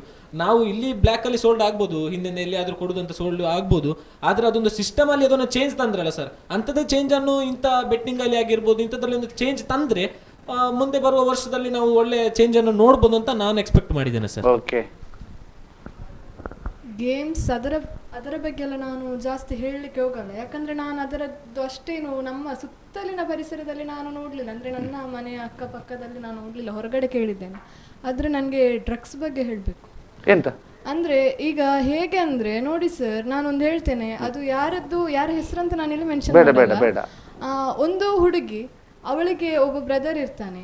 ಆ ಬ್ರದರ್ ಅವನು MDM ಅಂಥದ್ದಕ್ಕೆ ಅಡಿಕ್ಟ್ ಆಗಿರ್ತಾನೆ. ಅವನು ಏನು ಮಾಡ್ತಾನೆ ಅಂದರೆ ಸರ್, ಅವನನ್ನು ಏನೋ ಒಂದು ವಿಷಯದಲ್ಲಿ ಅಪ್ಪ ಮನೆಯಿಂದ ಹೊರಗೆ ಹಾಕಿರ್ತಾರೆ. ಅವರು ಹುಡುಗಿರೆ ತುಂಬ ಹೆಣ್ಮಕ್ಳಲ್ಲಿ ಇರ್ತಾರೆ ಮನೆಯಲ್ಲಿ, ಅದಕ್ಕೆ ಅಪ್ಪ ಮನೆಯಿಂದ ಹೊರಗೆ ಹಾಕಿರ್ತಾರೆ, ಮನೆಗೆ ಹತ್ತಬೇಡ ಅಂತ. ಅವಳಿಗೆ ಸ್ವಲ್ಪ ಟ್ಯಾಲೆಂಟ್ ಇದೆ ಸರ್, ಅವಳೆಲ್ಲ ವೀಡಿಯೋಸ್ ಎಲ್ಲ ಮಾಡ್ತಾಳೆ. ಅವಳು ಹಾಗೆ ಕೂಡ ಅರ್ನಿಂಗ್ಸ್ ಮಾಡ್ತಾಳೆ, ಅಂದರೆ ಪ್ರಮೋಷನ್ ವೀಡಿಯೋಸ್ ಎಲ್ಲ ಮಾಡೋದು ಆ ಥರ. ಅವಳು ಆ ಫೀಲ್ಡಲ್ಲಿದ್ಲು ಆ ಹುಡುಗಿ. ಅವಳ ಬ್ರದರ್ ಒನ್ ಡೇ ಅವಳಿಗೆ ಕಾಲ್ ಮಾಡಿ ಮೆಸೇಜ್ ವಾಟ್ಸಪ್ಪಲ್ಲಿ, ನಾನು ನಿನ್ನನ್ನು ಸಾಯಿಸ್ತೇನೆ, ಇವತ್ತು ನಾನು ಬರ್ತಾ ಇದ್ದೇನೆ, ನಾನು ಬಂದೆ, ನಿನ್ನನ್ನು ನಿನ್ನ ಅಪ್ಪನನ್ನು ಒಟ್ಟಿಗೆ ಸಾಯಿಸ್ತೇನೆ. ಆ ಹುಡುಗ ಸ್ವಂತ ಅಪ್ಪನಿಗೆ ಹೇಳುವ ಮಾತು ಸರ್ ಇದು. ಅದು ಆ ತಂದೆಗೆ, ಅಷ್ಟು ಸಾಕಿದ ತಂದೆಗೆ ಆ ಒಂದು ಯಾವ ರೀತಿ ಫೀಲ್ ಆಗಿರ್ಬೋದು, ಅಥವಾ ಹುಡುಗಿಗೆ ತನ್ನ ಅಣ್ಣ ಹೀಗೆ ಹೇಳ್ತಿದ್ದಾನೆ ಅಂದರೆ ಯಾವ ಫೀಲ್ ಆಗಿರ್ಬೋದು. ಆದರೆ ಆ ಹುಡುಗಿ ಅಪ್ಪ ಏನು ಹೇಳಿದ್ರು ಗೊತ್ತಾ? ಹೆದರ್ಬೇಡ, ಹೋಗಿ ಅದೇ ರೀತಿಯಾಗಿ ಹೋಗಿ ಪೊಲೀಸಲ್ಲಿ ಕಂಪ್ಲೇಂಟ್ ಮಾಡಿ ಬಾ ಅಂತ. ಅವಳು ಹಾಗೇನೆ ಮಾಡಿದ್ದಾಳೆ, ಇನ್ನೂ ಕೂಡ ಅವನು ಹುಡುಕ್ತಾ ಇದ್ದಾನೆ. ಅಷ್ಟೆಲ್ಲ ಹೇಳಿದವನು ಪೊಲೀಸ್ ಸ್ಟೇಷನಿಂದ ಕಾಲ್ ಹೋದಾಗ ಅವನು ಕಾಲೇ ಇಲ್ಲ. ಅಂದರೆ ಏನಂತ ಹೇಳಬೇಕಂದ್ರೆ, ಸ್ವಂತ ಅಣ್ಣ ಅವನು ಆಗಿರುವ ಹುಡುಗನೇ ಅಲ್ಲ ಸರ್. ಅವನು ತುಂಬ ಒಳ್ಳೆ, ಅಂದರೆ ಸಣ್ಣದಿರಬೇಕಾದ್ರೆ ಅವನು ತುಂಬ, ಅಂದರೆ ಈ ಎಲೆಕ್ಟ್ರಿಕ್ ವಸ್ತುಗಳನ್ನು ಇದು ಮಾಡೋದು, ಅವನಿಗೆ ಒಂಥರ ಆ ಥರ ಮೈಂಡ್ ಸೆಟ್, ಅದರಲ್ಲೆಲ್ಲ ತುಂಬ ಇಂಟ್ರೆಸ್ಟ್. ಅವನು ಯಾವಾಗ ಸ್ಕೂಲ್ ಬಿಟ್ಟು ಕೆಲಸಕ್ಕೆ ಅಂತ ಹೊರಗೆ ಹೋದ್ನ, ಯಾವಾಗ ಅವನು ಆ ಡ್ರಗ್ಸಿಗೆ ಅಡಿಕ್ಟ್ ಆದ್ನ, ಅವನು ಅದರ ನಂತರ ಫುಲ್ ಒಂದು ಲೈಫೇ ಸ್ಪಾಯ್ಲ್ ಮಾಡಿಕೊಂಡ. ಅಂದರೆ ಬೆಳೆಬೇಕಾದಂತಹ ಯುವಕರು ಎಲ್ಲ, ಅಂದರೆ ಅವನ ಒಂದು ಕುಟುಂಬಕ್ಕೆ ಅಥವಾ ಸಹೋದರಿಯರಿಗೆ ಬೆನ್ನೆಲುಬಾಗಿ ನಿಲ್ಬೇಕಾದಂತಹ ಹುಡುಗರು ಇವತ್ತು MDM, ಗಾಂಜಾ ಅಂತಹ ಒಂದು ಅಡಿಕ್ಷನ್ಗೆ ಒಳಗಾಗಿ ತಮ್ಮ ಲೈಫನ್ನಲ್ಲದೆ ಇನ್ನೊಬ್ಬರ ಲೈಫನ್ನು ಕೂಡ ಹಾಳು ಮಾಡ್ತಿದ್ದಾರೆ. ಓಕೆ. ಈಗ ಡ್ರಗ್ಸಿಗೆಲ್ಲ ಒಳಗಾದವರು ಜಸ್ಟ್ ಹುಡುಗರಷ್ಟೇ ಅಲ್ಲ ಸರ್, ಈಗ ಹುಡುಗಿರು ಕೂಡ ಒಳಗಾಗ್ತಿದ್ದಾರೆ. ನಮ್ಮ ಹತ್ತಿರದ ಒಂದು ಪ್ರದೇಶದಲ್ಲೇ ನೋಡ್ಬೋದು, ಮೊನ್ನೆ ಒಂದು ಕೇಸ್ ಬಂತು. ಒಂದು ಶಾಲೆ, ಅಂದರೆ ವಿದ್ಯಾರ್ಥಿ ನಿಲಯದಲ್ಲಿ ಒಬ್ಳು ಹುಡುಗಿ ಡ್ರಗ್ಸನ್ನು ಸೇವನೆ ಮಾಡ್ತಿದ್ಲು. ಬರೋಬ್ಬರಿ 7 ಲಕ್ಷಕ್ಕೆ ಅವಳು ತಗೊಂಡಿದ್ಲು ಅಂತ. ಅದನ್ನೆಲ್ಲ ನಮ್ಮನ್ನು ಅದು ನಿರ್ಮೂಲನೆ ಮಾಡಲಿಕ್ಕೆ ಆಗುದಿಲ್ಲ ಅಂತ ಏನಿಲ್ಲ. ಡ್ರಗ್ಸನ್ನು ಬೇಡ, ಅದನ್ನು ತಡೆದ್ರೂ ಕೂಡ ಅದು ಒಂದೊಂದು ಕಡೆ ಆಗ್ತಾ ಇರ್ತದೆ. ಹಾಗೆ ಅಂತ ಹೇಳಿ ಮೊನ್ನೆ ಅದೇ ನಮ್ಮ ಮಂಗಳೂರಲ್ಲೇ ನೋಡ್ಬೋದು, ಪ್ರೊಟೆಸ್ಟ್ ಆಯಿತು. ಅಂದರೆ ಸ್ವಲ್ಪ ಏನು ವಿದ್ಯಾರ್ಥಿಗಳೆಲ್ಲ ಅದರ ಬಗ್ಗೆ ಪ್ರತಿಭಟನೆಯನ್ನು ಮಾಡ್ತಾ ಇದ್ದಾರೆ. ಆ್ಯಂಡ್ ಮೊಬೈಲಿಗೆ ಅಡಿಕ್ಟ್ ಆಗ್ತಾ ಇರೋದು ಅಂತ ಹೇಳಿದರೆ, ಅಪ್ಪ ಅಮ್ಮ ಏನು ಮಾಡ್ತಾರೆ ಸರ್, ಮಕ್ಕಳನ್ನು ಹಾಸ್ಟೆಲಿಗೆ ಬಿಡ್ತಾರೆ. ಹಾಸ್ಟೆಲಲ್ಲಿ ಮಕ್ಕಳದ್ದು ಬೇರೆಯೇ ಕತೆ ಇರ್ತದೆ. ಮೊಬೈಲ್ ನೋಡೋದಾಗಿರ್ಬೋದು, ಬೇರೆಯೊಟ್ಟಿಗೆ ಸೇರಿಕೊಂಡು ಕೆಟ್ಟ ಚಟ ಜಾಸ್ತಿ ಆಗೋದು ಹಾಸ್ಟೆಲ್ಗಳಿಂದಲೇ. ಒಬ್ಬರಿಗೆ ಒಂದು ಡ್ರಗ್ಸ್ ಸಿಗ್ತದೆ ಅಂತ ಹೇಳಿದರೆ ಅವನು ಇನ್ನೊಬ್ಬನ ಜೊತೆ ಹೇಳೋದು ಜಾಸ್ತಿ. ನಾವು ಸಮಸ್ಯೆಗಳು ಬರ್ತಾ ಇರೋದು ಹಾಸ್ಟೆಲ್ಗಳಲ್ಲಿ ಅಂತ ನೋಡ್ಬೋದು. ಸೊ ಹಾಗೆ ಹಾಸ್ಟೆಲಲ್ಲಿರುವಂಥ ವಾರ್ಡನ್ ಆಗಿರ್ಬೋದು, ಬೇರೆಯವರೆಲ್ಲ ಸರಿಯಾದ ರೀತಿಯ ಹಾಸ್ಟೆಲ್ನ ನೋಡಿಕೊಂಡಿದ್ರೆ ಇದನ್ನೆಲ್ಲ ಕಡಿಮೆ ಆಗ್ಬೋದು. ಅಷ್ಟೇ ಸರ್. ಈ ಡ್ರಗ್ಸು, ಗಾಂಜಾ, ಮಾದಕ ವಸ್ತುಗಳು ಅನ್ನುವಂಥದ್ದು ಏನಿದೆ, ಇದು ನಮಗೀಗ ನಮ್ಮ ಫ್ರೆಂಡ್ಸ್ಗಳಲ್ಲಿ ಬದಲಾವಣೆ. ಈಗ ನಮ್ಮಲ್ಲೇ ಒಂದು ಫ್ರೆಂಡ್ಸ್ ಸರ್ಕಲ್ ಇರ್ತದೆ, ಆ ಫ್ರೆಂಡ್ಸ್ ಸರ್ಕಲಲ್ಲಿ ಯಾರಿಗೋ ಒಬ್ಬನಿಗೂ ಅಥವಾ ಒಬ್ಬ ಹುಡುಗಿಗೋ ಆ ವ್ಯಕ್ತಿಗೆ ಅದು ಯಾರೊಬ್ಬರು ಪಾರ್ಸಲ್ ಮಾಡಿರ್ತಾರೆ, ಇವು ಸೇವಿಸಿ ಇರ್ತಾನೆ. ಅವನಲ್ಲಿ ಆಗುವ ಬದಲಾವಣೆಗಳು ನಮಗೆ ಗೊತ್ತಾಗ್ತದೆ. ಒಂದಿಷ್ಟು ತಿಂಗಳುಗಳಿಂದ ಒಂದಿಷ್ಟು ವರ್ಷಗಳಿಂದ ನಮ್ಮ ಜೊತೆ ಇರುವಂತಹ ವ್ಯಕ್ತಿ ಬದಲಾವಣೆಗಳಾದಾಗ ನಮಗೆ ಗೊತ್ತಾಗ್ತದೆ. ನಾವು ಅದನ್ನು ನೇರವಾಗಿ ಅವನು ಆ ನಶೆಯಲ್ಲಿ ಇಲ್ಲದೇ ಇರುವಂತಹ ಸಂದರ್ಭದಲ್ಲಿ ಅವನಲ್ಲಿ ಮಾತಾಡಿ ಹೇಳುವಂಥದ್ದು, ಇಲ್ಲ ಇದು ನೀನು ಮಾಡುವುದು ತಪ್ಪು, ಆ ಥರ ಎಲ್ಲ ಹೇಳಿ ಒಂದು ಒಳ್ಳೆ ಬುದ್ಧಿ ಬರೋ ಹಾಗೆ ಮಾಡುವಂಥದ್ದು. ಅಥವಾ ಏನು ಮಾಡಬೇಕು ನಾವು, ಇದನ್ನು ಸಂಬಂಧಪಟ್ಟವರು ಯಾರು ಪೊಲೀಸ್ನವರು ಇರ್ತಾರೆ ಅವರಿಗೆಲ್ಲ ನಿಖರವಾದ ಮಾಹಿತಿಯ ಮೂಲಕ ನಾವು ಇದನ್ನು ತಿಳಿಸುವುದರಿಂದ ನಾವು ಮಾದಕ ವಸ್ತುಗಳ ಸೇವನೆಯನ್ನು ಸ್ವಲ್ಪ ಕಡಿಮೆ ಮಾಡ್ಬೋದು ಅಂತೇಳಿ. ಯುವಜನರು ಅಂತಹ ವಿಷಯ ಗೊತ್ತಾದ ಕೂಡಲೇ ಪೊಲೀಸ್ನವರಿಗೆ ತಿಳಿಸಬೇಕು. Very good. ನೀವು ಈ ಮೊಬೈಲ್ ಎಡಿಕ್ಷನ್ ಅಥವಾ ಈಗ ಡಿಜಿಟಲ್ ಎಡಿಕ್ಷನ್ ಆಗಿರ್ಬೋದು, ಅಥವಾ ಈಗ ಮಾದಕ ಈಗ ಮೇಯ್ನ್ ಆಗಿ ಡ್ರಗ್ಸ್ ಎಡಿಕ್ಷನ್ ಅನ್ನ ಬಗ್ಗೆ ಮಾತಾಡೋದು ಹೇಳಿದ್ರೆ ಮೇಯ್ನ್ ಆಗಿ ಇದಾಗುವಂಥದ್ದು ಪಿಯರ್ ಪ್ರೆಷರ್. ಅಂದ್ರೆ ಈಗ ನಾವು ಇವತ್ತು ಒತ್ತಡದ ಬದುಕನ್ನು ಬದುಕ್ತಾ ಇದ್ದೇವೆ. ಹಾಗಾಗಿ ಕೆಲವರು ಹೇಳ್ತಾರೆ, ಕೆಲವು ಫ್ರೆಂಡ್ಸ್ ಇರ್ತಾರೆ, ಏನು ನಮಗೆ ಬೇಡದನ್ನೇ ಹೇಳಿಕೊಡುವಂಥ ಫ್ರೆಂಡ್ಸ್ ಇವತ್ತು ಅಂತ ಜನಗಳು ಇದ್ದಾರೆ ನಮ್ಮ ಸುತ್ತಮುತ್ತ. ಮೆಜಾರಿಟಿ ಇರುವಂಥದ್ದು ಅಂಥ ಜನರಲ್ವಾ. ಇವರೆಂತ ಮಾಡ್ತಾರೆ, ನೀನಿಷ್ಟು ಡಿಪ್ರೆಷನಲ್ಲಿ ಇದೆಯಾ, ಹಾಗಾದರೆ ನಿನಗೆ ಇದನ್ನೆಲ್ಲ ಸೇವನೆ ಮಾಡಿದರೆ ಸ್ವಲ್ಪ ನೀನು ಅಂಥ ಅಥವಾ ನೀನು ಆ ಒತ್ತಡದಿಂದ ಹೊರಗೆ ಬರ್ಬೋದು ಅಂತ ಹೇಳ್ತಾರೆ. ಇವನಿಗೂ ಅಷ್ಟು ಬೇಸತ್ತು ಹೋಗಿರ್ತಾನಲ್ವಾ ಒತ್ತಡದಿಂದಾಗಿ. ಹಾಗೆ ಅಂತ ಅಂದ್ಕೊಳ್ತಾರೆ, ಸರಿ ಒಂದು ಟ್ರೈ ಮಾಡಿ ನೋಡುವ ಅಂತ. ಸ್ವಲ್ಪದಲ್ಲಿ ಟ್ರೈ ಮಾಡಿ ನೋಡಲಿಕ್ಕೆ ಅಂತ ಹೋಗೋದು ಮುಂದೆ ಅದು ಎಡಿಕ್ಷನ್ಗೆ ತಿರುಗಿಕೊಳ್ತದೆ. ಹಾಗಾಗಿ ನಾವು ನಮ್ಮ ಸುತ್ತ ಇರುವಂತಹ ಫ್ರೆಂಡ್ಸ್ ಯಾರಿದ್ದಾರೆ ಅನ್ನುವಂಥದ್ರ ಬಗ್ಗೆ ನಾವು ಮೊದಲನೇದಾಗಿ ನೋಡಿಕೊಳ್ಬೇಕು. ಸಜ್ಜನರ ಸಹವಾಸ ಮಾಡಬೇಕು ಅಂತ. ಸಜ್ಜನರ ಸಂಘವಿದು ಹೆಜ್ಜೆನ ಸವಿದಂತೆ ಅಂತ ಇರುವ ಹಾಗೆ ನಾವು ಕೂಡ ನಮ್ಮ ಫ್ರೆಂಡ್ಶಿಪ್ ಮಾಡಿಕೊಳ್ಬೇಕಾದ್ರೆ ಮೊದಲು ಒಮ್ಮೆ ಅವರು ಚಂದಗೆ ಹೊರಗಿಂದ ಮಾತನಾಡಿದ ಕೂಡಲೇ ನಾವು ಅವರ ಜೊತೆ ಫ್ರೆಂಡ್ಶಿಪ್ ಮಾಡಿಕೊಳ್ಳೋದಲ್ಲ. ಅವ ಹೇಗಿದ್ದಾನೆ ಸ್ವಲ್ಪ ದಿನ ಅಬ್ಸರ್ವೇಷನ್ ಅಲ್ಲಿ ಇಡುದು ಅಂತ ಹೇಳ್ತೇವಲ್ಲ, ಆ ತರ ನೋಡ್ಬೇಕು. ಅಂದ್ರೆ ಯಾವುದೇ ರೀತಿಯ ಬೇಡದ ರೀತಿಯಲ್ಲಿ ಅಲ್ಲ ನಾನು ಹೇಳ್ತಾ ಇರೋದು. ಈಗ ಹೇಗೆ ಜನ ಹೇಗೆ ಅನ್ನುವಂಥದ್ದನ್ನೆಲ್ಲ ನೋಡಿಕೊಂಡಾಗ ಗೊತ್ತಾಗ್ತದೆ. ಆಮೇಲೆ ಅವರ ಜೊತೆ ನಾವು ಸ್ನೇಹ ಸಂಬಂಧವನ್ನು ಬೆಳೆಸಿಕೊಂಡಾಗ ಅಲ್ಲಿ ನಾವು ಅಂಥ ಸಂದರ್ಭಗಳಲ್ಲಿ ಅಡಿಕ್ಷನ್ ಆಗುವಂತಹ ಪರಿಸ್ಥಿತಿಯೇ ಇರುವುದಿಲ್ಲ. ಇನ್ನೀಗ ಡಿಜಿಟಲ್ ಎಡಿಕ್ಷನ್ಗೆ ಬರೋದಾದ್ರೆ, ಡಿಜಿಟಲ್ ಎಡಿಕ್ಷನ್ ಅಂತ ಹೇಳಿದ್ರೆ ಇದು ನಿಜವಾಗಿ ಕೊರೋನಾ ಬಂದ ಮೇಲೆ ಇಂಥ ಡಿಜಿಟಲ್ ಎಡಿಕ್ಷನ್ ಆಗುವಂಥದ್ದು ಜಾಸ್ತಿ ಆದ್ದು. ಯಾಕೆ ಹೇಳಿದ್ರೆ ಕೊರೋನಾ ಬಂತು, ಆನ್ಲೈನ್ ಕ್ಲಾಸಸ್ ಆಯಿತು, ಎಲ್ಲ ಮೊಬೈಲಲ್ಲೇ ನೋಡ್ಲಿಕ್ಕೆ ಸ್ಟಾರ್ಟ್ ಮಾಡಿದ್ರು. ಸ್ಲೋಲಿ ಎಂತ ಇತ್ತು, ಒಂದು ಕಡೆ ಪಾಠ ನೋಡೋದು ಅಂತ ಹೇಳಿಕೊಂಡು ಮಕ್ಕಳು ನೋಡ್ತಾ ಇದ್ದದ್ದು ಆನ್ಲೈನ್ ಗೇಮಿಂಗ್ ಅಥವಾ ಆನ್ಲೈನ್ ಗೇಮಿಂಗ್ಸ್ ಆಗಿರಬಹುದು, ಅಥವಾ ಸೋಷಿಯಲ್ ಮೀಡಿಯಾವನ್ನೇ ಜಾಸ್ತಿ ಸ್ಟಾರ್ಟ್ ಮಾಡ್ಲಿಕ್ಕೆ ಹೋದ್ರು.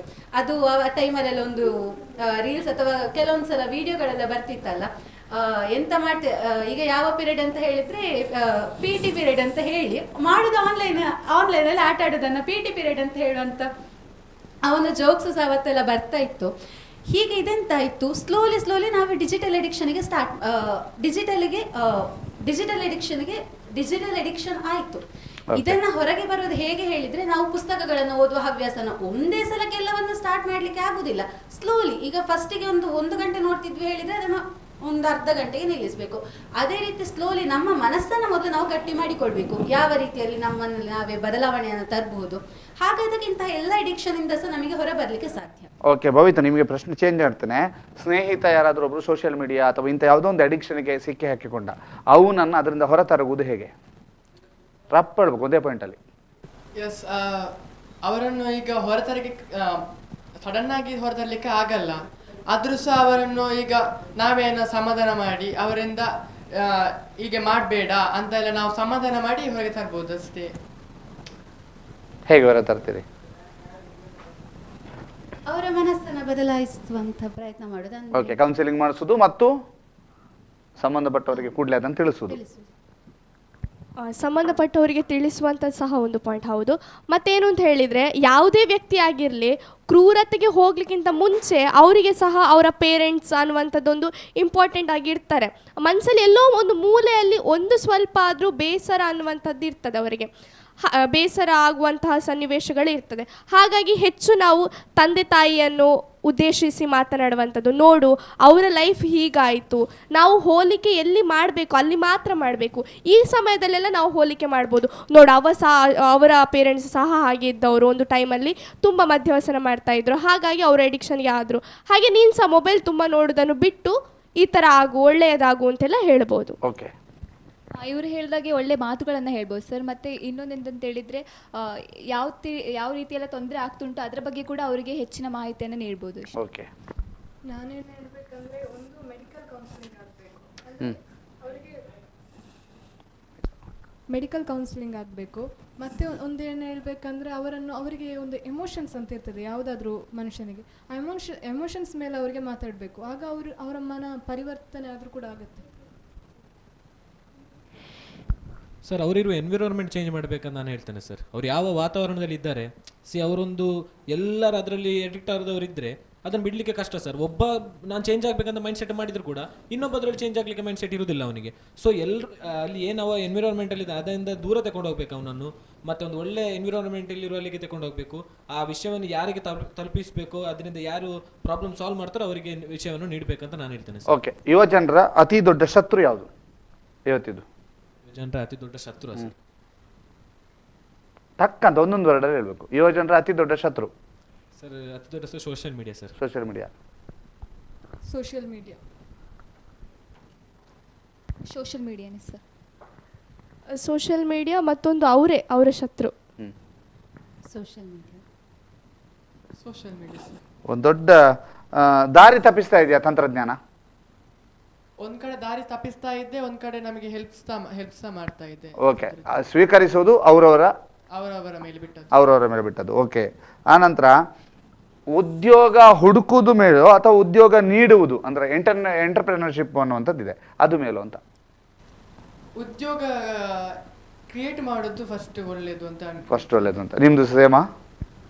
ಉದ್ಯೋಗ ಅದರಲ್ಲಿ ನಂಗೆ ಸ್ವಲ್ಪ ಮಿಕ್ಸ್ಡ್ ಒಪಿನಿಯನ್ ಉಂಟು. ಯಾಕೆ ಹೇಳಿದ್ರೆ ಉದ್ಯೋಗ ಕೊಡುವವರಿಗೆ ಉದ್ಯೋಗ ಮಾಡ್ಲಿಕ್ಕೆ ಇರುವವರೇ ಸಿಗದಿದ್ರೆ ಎಲ್ಲರೂ ಸಹ ನಾನು ಉದ್ಯೋಗ ಕೊಡ್ತೇನೆ ಅಂತಲೇ ಮಾಡ್ಲಿಕ್ಕೆ ಹೊರಟ್ರೆ. ಓಕೆ, ಈಗ ಸೋಷಿಯಲ್ ಮೀಡಿಯಾದಲ್ಲಿ ದ್ವೇಷದ ಸಂದೇಶಗಳು ಬರ್ತವೆ. ನೀವೆಲ್ಲರೂ ಕೂಡ ಒಂದೀಗ ಬೇರೆ ಬೇರೆ ಕಾಲೇಜ್, ನೀವು ಸ್ನೇಹಿತರಾದ್ರಿ, ಇಲ್ಲಿ ಬಂದು ಒಂದು 10 ನಿಮಿಷ ನೀವು ಜೊತೆಗಿದ್ರಿ, ಎಲ್ಲ ಸ್ನೇಹಿತರಾಗಿದ್ದೀರಿ, ನಿಮಗೆ ಧರ್ಮ ಇಲ್ಲ, ಜಾತಿ ಇಲ್ಲ, ಭೇದ ಇಲ್ಲ. ಸೋಷಿಯಲ್ ಮೀಡಿಯಾದಲ್ಲಿ ಬರುವಂಥ ದ್ವೇಷ ಸಂದೇಶಗಳು ಹರಡಿ ಯುವ ಜನರಲ್ಲಿ ಎಷ್ಟು ಒಂದು ಕಂದಕ ಕ್ರಿಯೇಟ್ ಮಾಡಿದೆ. ಖಂಡಿತ ಇದೊಂದು ನಿಜವಾಗಿ ನಾವು ಇದರ ಬಗ್ಗೆ ಸೀರಿಯಸ್ ಆಗಿ ಯೋಚನೆ ಮಾಡಬೇಕಾಗ್ತದೆ. ಯಾಕೆ ಹೇಳಿದ್ರೆ ನಾವು ಸೋಷಿಯಲ್ ಮೀಡಿಯಾದಲ್ಲಿ ಬರುವಂತಹ ಪೋಸ್ಟರ್ಗಳನ್ನು ನೋಡಿ ಅದುವೇ ನಿಜ ಅನ್ನುವಂತಹ ನಿಟ್ಟಿನಲ್ಲಿ ಯೋಚಿಸ್ಲಿಕ್ಕೆ ಸ್ಟಾರ್ಟ್ ಮಾಡ್ತೇವೆ. ಅಲ್ಲಿ ಅವ್ರೇನ್ ಮಾಡಿರ್ತಾರೆ, ನಮ್ಮ ಮನಸ್ಸನ್ನ ಅವರಿಗೆ ವ್ಯೂಸ್ ಬೇಕಾಗಿರ್ತದೆ. ಅದಕ್ಕೆ ಮನಸ್ಸನ್ನ ಚೇಂಜ್ ಮಾಡ್ಲಿಕ್ಕೆ ಅವರಿಗೆ ಯಾವ ರೀತಿ ನಾನು ಈ ರೀತಿ ಕೊಟ್ರೆ ಜನಗಳು ಜಾಸ್ತಿ ನೋಡ್ತಾರೆ ನನ್ನ ಇದನ್ನ. ಅದೇ ಈಗ ನಾವು ನೋಡ್ಲಿಕ್ಕೆ ಹೋದ್ರೆ, ನಿಜವಾಗಿ ಸೈಕಾಲಜಿನ ಸ್ಟಡಿ ಮಾಡ್ಲಿಕ್ಕೆ ಹೋದ್ರೆ, ನಾವು ಯಾವಾಗಲೂ ನೆಗೆಟಿವ್ ವಿಚಾರಗಳಿಗೆ ನೆಗೆಟಿವ್ ವಿಚಾರಗಳ ಕಡೆಗೆ ಬೇಗ ಅಟ್ರಾಕ್ಟ್ ಆಗಿ ಹೋಗ್ತೇವೆ. ಈಗ ಅಂಥದ್ದೇ ದ್ವೇಷ ಭಾಷಣಗಳನ್ನ ಅಂಥದ್ದನ್ನೆಲ್ಲ ಜಾಸ್ತಿ ಪೋಸ್ಟ್ ಮಾಡಿಕೊಂಡು ಹೋದ್ರೆ ಅಲ್ಲಿ ಅವಾಗ ಜನರ ಮೇಲೆ ಅದೇ ರೀತಿ ಹೌದು ಫಸ್ಟಿಗೆ ಅವರು ಒಪ್ಲಿಕ್ಕೆ ರೆಡಿ ಇಲ್ಲದಿದ್ರೆ ಸಹ ಅದೆಂತ ಆಗ್ತದೆ, ನಿಧಾನವಾಗಿ ಹೌದು ಆಗಿರ್ಬೋದು ಅಂತ ಲಾಸ್ಟಿಗೆ ಅದು ಹೌದು ಅನ್ನುವಂಥ ಒಂದು ಅಭಿಪ್ರಾಯಕ್ಕೆ ಬಂದು ನಿಲ್ತೇವೆ ನಾವು. ಹೌದು ಸರ್.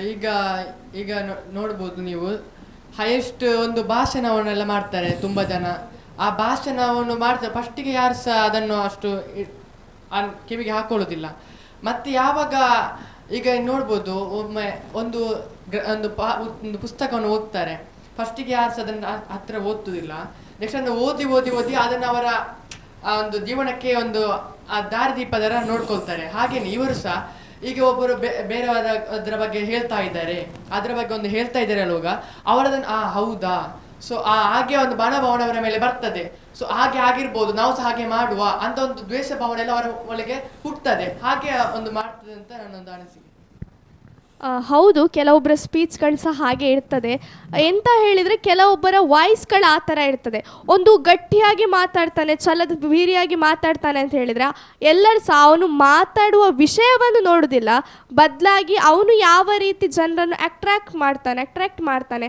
ಅವನಿಗೆ ವಾಯ್ಸ್ ಚಂದ ಉಂಟು, ಅವನನ್ನು ಎಲ್ಲ ಆಡಿಯನ್ಸ್ಗಳನ್ನು ಅವನು ತನ್ನಲ್ಲಿಗೆ ಒಲಿಸ್ಕೊಳ್ತಾನೆ ಅಂತ ಹೇಳಿ ಆದಾಗ ವಿಷಯವನ್ನು ನೋಡೋದಿಲ್ಲ. ಅವನ ವಿಷಯ ಎಂಥದೇ ಹೇಳಿ, ನಮಗೆ ಅಲ್ಲಿ ಬೇಕಾದದ್ದು ಅವನ ವಾಯ್ಸ್. ಮತ್ತೆ ನಾವು ಅವನು ಆ ಥರ ಹೇಳಿದ, ಅವನ ಸ್ಪೀಚ್ ಭಯಂಕರ ಮಾರೆ, ಅವನು ಆ ಥರ ಹೇಳಿದ ಅಂತ ಹೇಳಿದ್ರೆ ಅದು ನಿಜ ಅಂತೇಳಿ ಹಾಗೆ ನಂಬುವ ಮೂಲಕ ಆಗ್ತಾ ಉಂಟು ಅಂತೇಳಿ. ಇದರ ಬಗ್ಗೆ ನಾನು ಹೇಳಬೇಕಂತಿದ್ದೇನೆ. ಅಂದರೆ ನೋಡಿ ಸರ್, ಈಗ ಒಂದು ಸ್ಕೂಲ್ ಲೆವೆಲಲ್ಲಿ ಆಗಿರ್ಬೋದು, ಕಾಲೇಜ್ ಲೆವೆಲಲ್ಲಿ ಆಗಿರ್ಬೋದು, ಯಾವುದೇ ಮಕ್ಕಳಲ್ಲಿ ನಾನು ಹಿಂದೂ, ನಾನು ಮುಸ್ಲಿಂ ಆ ಥರ ಒಂದು ಫೀಲಿಂಗ್ ಇರುವುದೇ ಇಲ್ಲ. ಎಲ್ಲರೂ ಒಂದೇ ಅನ್ನುವ ರೀತಿಯಲ್ಲಿ ಬದುಕ್ತಾ ಇರ್ತಾರೆ. ಯಾವಾಗ ಒಂದು ಹೆಜ್ಜೆ ಮುಂದೆ ಹೋಗ್ತಾರೋ, ಹೊರಗಡೆ ಹೋಗ್ತಾರೋ, ಅಲ್ಲಿ ಶುರುವಾಗುತ್ತೆ. ಯಾಕೆ ಅಲ್ಲಿ ಬೆಳೆಯುತ್ತೆ ಅಂತ ನಂಗೆ ಗೊತ್ತಿಲ್ಲ. ಒಂದನೇದಾಗಿ ನಾನೀಗ ಹೇಳ್ತೇನೆ, ನಾನು ನನ್ನ ಹಾಸ್ಟೆಲಲ್ಲಿ ಇದ್ದೇನೆ, ನಾನೊಂದು ರೂಮಲ್ಲಿದ್ದೇನೆ. ನಮ್ಮ ರೂಮಲ್ಲಿ ಒಂದು 14 ಮಂದಿ ಸ್ಟೂಡೆಂಟ್ ಇದ್ದಾರೆ. ನಾನೊಬ್ಳು ಮುಸ್ಲಿಂ ಇದ್ದೇನೆ. ಆದರೆ ನನಗೆ ಯಾವತ್ತೂ ಕೂಡ ಅಲ್ಲಿ ನಿಲ್ಲುವುದು ಬೇಡ ಅಂತ ಫೀಲಿಂಗೇ ಬರಲಿಲ್ಲ. ಅಪ್ಪ ಮನೆಯಿಂದ ಕಾಲ್ ಮಾಡಿ ಬರ್ತೀಯಾ ಮಗಳು ಅಂತ ಕೇಳಿದ್ರು ಕೂಡ ನಾನು ಇಲ್ಲ ಅಂತ ಹೇಳ್ತೇನೆ. ಅಂದರೆ ಯಾಕೆ, ನಾವೆಲ್ಲಿ ನಮಗೆ ಖುಷಿ ಆಗ್ತೇವೆ ಅಲ್ಲಿ ಇರ್ತೇವೆ. ಅದೇ ರೀತಿ ನನಗೆ ಅವರ ನಡುವೆ ಖುಷಿ ಇದೆ, ಅಲ್ಲಿ ನಾನು ಇರ್ತೇನೆ ಅಷ್ಟೇ. ಓಕೆ ಸರ್, ಮೊದಲಾಗಿ ಸೋಷಿಯಲ್ ಮೀಡಿಯಾದಲ್ಲಿ ವೀಡಿಯೋಸ್ ಎಲ್ಲ, ರೀಲ್ಸ್ ಎಲ್ಲ ನೋಡಿರ್ಬೋದು ಸರ್ ನೀವು. ಒಂದು ರೌಡಿ ಯಾರಾದ್ರೂ ಇದ್ರೆ ಅದರೊಂದು ಮ್ಯೂಸಿಕ್ ಎಲ್ಲ, ಸ್ಟ್ರಾಂಗ್ ಮ್ಯೂಸಿಕ್ ಹಾಕಿ ಅದನ್ನೆಲ್ಲ ಪೋಸ್ಟ್ ಮಾಡುವಂಥದ್ದು, ಅದನ್ನು ಈ ಜನ್ಸಿ ನಾವೇನಿದ್ದೇವೆ ಅದನ್ನು ಸ್ಟೋರಿ ಹಾಕುವಂಥದ್ದು, ಬಾಸ್ ಇಲ್ಲಿದ್ದು ಬಾಸ್ ಅಲ್ಲಿದ್ದು ಬಾಸ್ ಅಂತ. ಇದರಿಂದೆಲ್ಲ ಮೈಂಡ್ ಇನ್ಫ್ಲುಯೆನ್ಸ್ ಆಗ್ತಿದೆ ಸರ್. ಇದರಿಂದ ಹೇಟ್ರೆಡ್ ಶುರು ಆಗ್ತದೆ. ನಾನು ಸಹ ಫೀಲ್ಡಿಗೆ ಹೋಗಬೇಕು, ಒಂದು ಡೌನ್ ಆಗಬೇಕಂತ ಒಂದು ಫೀಲಿಂಗ್ ಬರುತ್ತೆ. ಮತ್ತು ಧರ್ಮದ ವಿಷಯದಲ್ಲಿ ವೀಡಿಯೋಸ್ ಮಾಡೋದು, ಸ್ಟ್ರಾಂಗ್ ಮ್ಯೂಸಿಕ್ ಹಾಕಿ ಒಂದೊಂದು ಸೆನ್ಸಿಟಿವ್ ಸೆಂಟೆನ್ಸ್ಗಳನ್ನು ಹಾಕಿ ಇದು ಮಾಡೋದು, ಧರ್ಮದ ಹೆಸರಲ್ಲಿ ಇದು ಮಾಡೋದು, ಇದರಿಂದೆಲ್ಲ ಜನರಿಗೆ ಅದನ್ನೊಂದು ಹೇಟ್ರೆಡ್ ಫೀಲ್ ಮಾಡುವಂಥ ಕೆಲಸಗಳೆಲ್ಲ ಸೋಷಿಯಲ್ ಮೀಡಿಯಾದಿಂದ ಆಗ್ತಾ ಇದೆ. ಇದೆಲ್ಲ ನಿಲ್ಬೇಕು ಸರ್. ಇಂಥದ್ದೆಲ್ಲ ಸೋಷಿಯಲ್ ಮೀಡಿಯಾದಲ್ಲಿ ವೀಡಿಯೋ ಬರೋದೆಲ್ಲ ನಿಲ್ಬೇಕಂತ ಹೇಳ್ತೇನೆ ಸರ್. ಓಕೆ, ಈಗ ಕಡೆಯ ಹಂತಕ್ಕೆ ಪರಿಹಾರ ಮತ್ತು ಯುವಕರ ಹೊಣೆಗಾರಿಕೆ.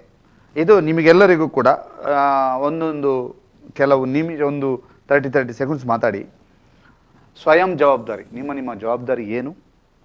ಈಗ ಇಷ್ಟು ಸಮಸ್ಯೆ ಹೇಳಿದ್ರಲ್ಲ, ಅದಕ್ಕೆ ಪರಿಹಾರ ಏನು, ಹೇಗೆ ಕಂಡುಕೊಳ್ಬೋದು? ನೀವಿಂದ ಸ್ಟಾರ್ಟ್ ಮಾಡಿ. ಈಗ ಏನಿದೆ, ಈಗ ದೇಶದಲ್ಲಿ ನಾವೆಲ್ಲರೂ ನಮಗೆ ಹಕ್ಕು ಬೇಕು, ನಮಗೆ ಆ ಮೂಲಭೂತ ಹಕ್ಕು ಬೇಕು ಅಂತ ಎಲ್ಲರೂ ಹೋರಾಡ್ತಾರೆ. ಅದರೊಟ್ಟಿಗೆ ನಮಗೆ ನಮ್ಮ ದೇಶದ ಅಷ್ಟೇ ಕರ್ತವ್ಯಗಳು ನಮ್ಮೊಟ್ಟಿಗಿದೆ. ಈಗಿನ ಜನರೇಷನ್ ನಮ್ಮ ದೇಶದ ಹೊಣೆಗಾರಿಕೆ ನಾವೇ ಹೊತ್ತಿದ್ದೇವೆ.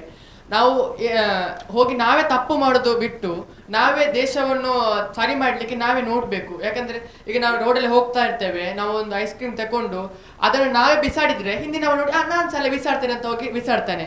ನಾವು ಅದನ್ನು ಬಿಟ್ಟು ಒಂದು ಡಸ್ಟ್ಬಿನ್ ಅಥವಾ ಅದನ್ನು ನಮ್ಮ ಕವರೆಲ್ಲ ಬ್ಯಾಗಲ್ಲಿ ಹಾಕಿಕೊಂಡು ಮನೆಯಲ್ಲಿ ಹೋಗಿ ಅದನ್ನು ಡಿಸ್ಪೋಸ್ ಮಾಡಿದ್ರೆ ಅದೇ ಒಂದು ತಾವು ಬದಲಾಗಬೇಕು. ನಾವೇ ಬದಲಾವಣೆ ಮಾಡಿ ನಮ್ಮ ದೇಶವನ್ನು ಒಂದು ಬದಲಾವಣೆ ಮಾಡಿದ ಹಾಗೆ ಒಂದು ಆಗ್ತದೆ. ನಾವೇ ಬದಲಾಗಿ ನೆಕ್ಸ್ಟ್ ಬೇರೆಯವರನ್ನು ಬದಲಾವಣೆ ಆ ದೇಶಕ್ಕೆ ಹೇಗೆ ಇರಬೇಕು ಅಂತ ಹೇಳಿ ಬದಲಾವಣೆ ಮಾಡೋದು ಒಳ್ಳೇದು ಅಂತ ನಾನು ಹೇಳ್ತೇನೆ. ಬದಲಾವಣೆ ಅನ್ನುವಂಥದ್ದು ನಮ್ಮಿಂದಲೇ ಸ್ಟಾರ್ಟ್ ಆಗಬೇಕು. ಹಾಗೆ ಇವತ್ತು ಯಾವುದೇ ವಿಚಾರ ಬದಲಾವಣೆ ಅಂಥದ್ದು ನಮ್ಮಿಂದಲೇ ಸ್ಟಾರ್ಟ್ ಆಗಬೇಕಾದಂಥದ್ದು. ನಮ್ಮಲ್ಲಿ ಮೊದಲನೇದಾಗಿ ಬೇಕಾಗಿರುವಂಥದ್ದು ಅವೇರ್ನೆಸ್. ನಾವು ಈ ವಿಚಾರವನ್ನು ಯಾಕೆ ಮಾಡಬಾರ್ದು ಅನ್ನುವಂಥದ್ರ ಬಗ್ಗೆ ಜನರಲ್ಲಿ ಅರಿವು ಮೂಡಿಸಿದಾಗ ಖಂಡಿತವಾಗಿ ಅಲ್ಲಿ ಬದಲಾವಣೆ ಆಗಲಿಕ್ಕೆ ಸಾಧ್ಯ ಉಂಟು. ಯಾಕೆ ಹೇಳಿದರೆ, ಇವತ್ತು ನಾವು ನಮ್ಮ ಸಂವಿಧಾನ ನೀಡಿರುವಂತಹ ಮೂಲಭೂತ ಹಕ್ಕನ್ನು ಅನುಭವಿಸುವಲ್ಲಿ ನಾವು ತೋರಿಸ್ತಾ ಇರುವಂತಹ ಆಸಕ್ತಿಯನ್ನೇ ಮೂಲಭೂತ ಕರ್ತವ್ಯಗಳನ್ನು ಪಾಲಿಸುವಲ್ಲಿ ಕೂಡ ತೋರಿಸಬೇಕಾಗಿದೆ. ಇದು ಯಾವಾಗ ಜಾರಿಗೆ ಈ ರೀತಿ ಯಾವಾಗ ನಮ್ಮ ಮನಸ್ಸಿನಿಂದಲೇ ಯಾವಾಗ ನಾವು ಈ ರೀತಿಯ ನಿಟ್ಟಿನಲ್ಲಿ ಸಾಕ್ತೇವೋ ಖಂಡಿತ ಅಲ್ಲಿ ಬದಲಾವಣೆ ಬರ್ತದೆ ಅನ್ನುವಂಥದ್ದು ಖಚಿತವಾದಂಥ ಮಾತು.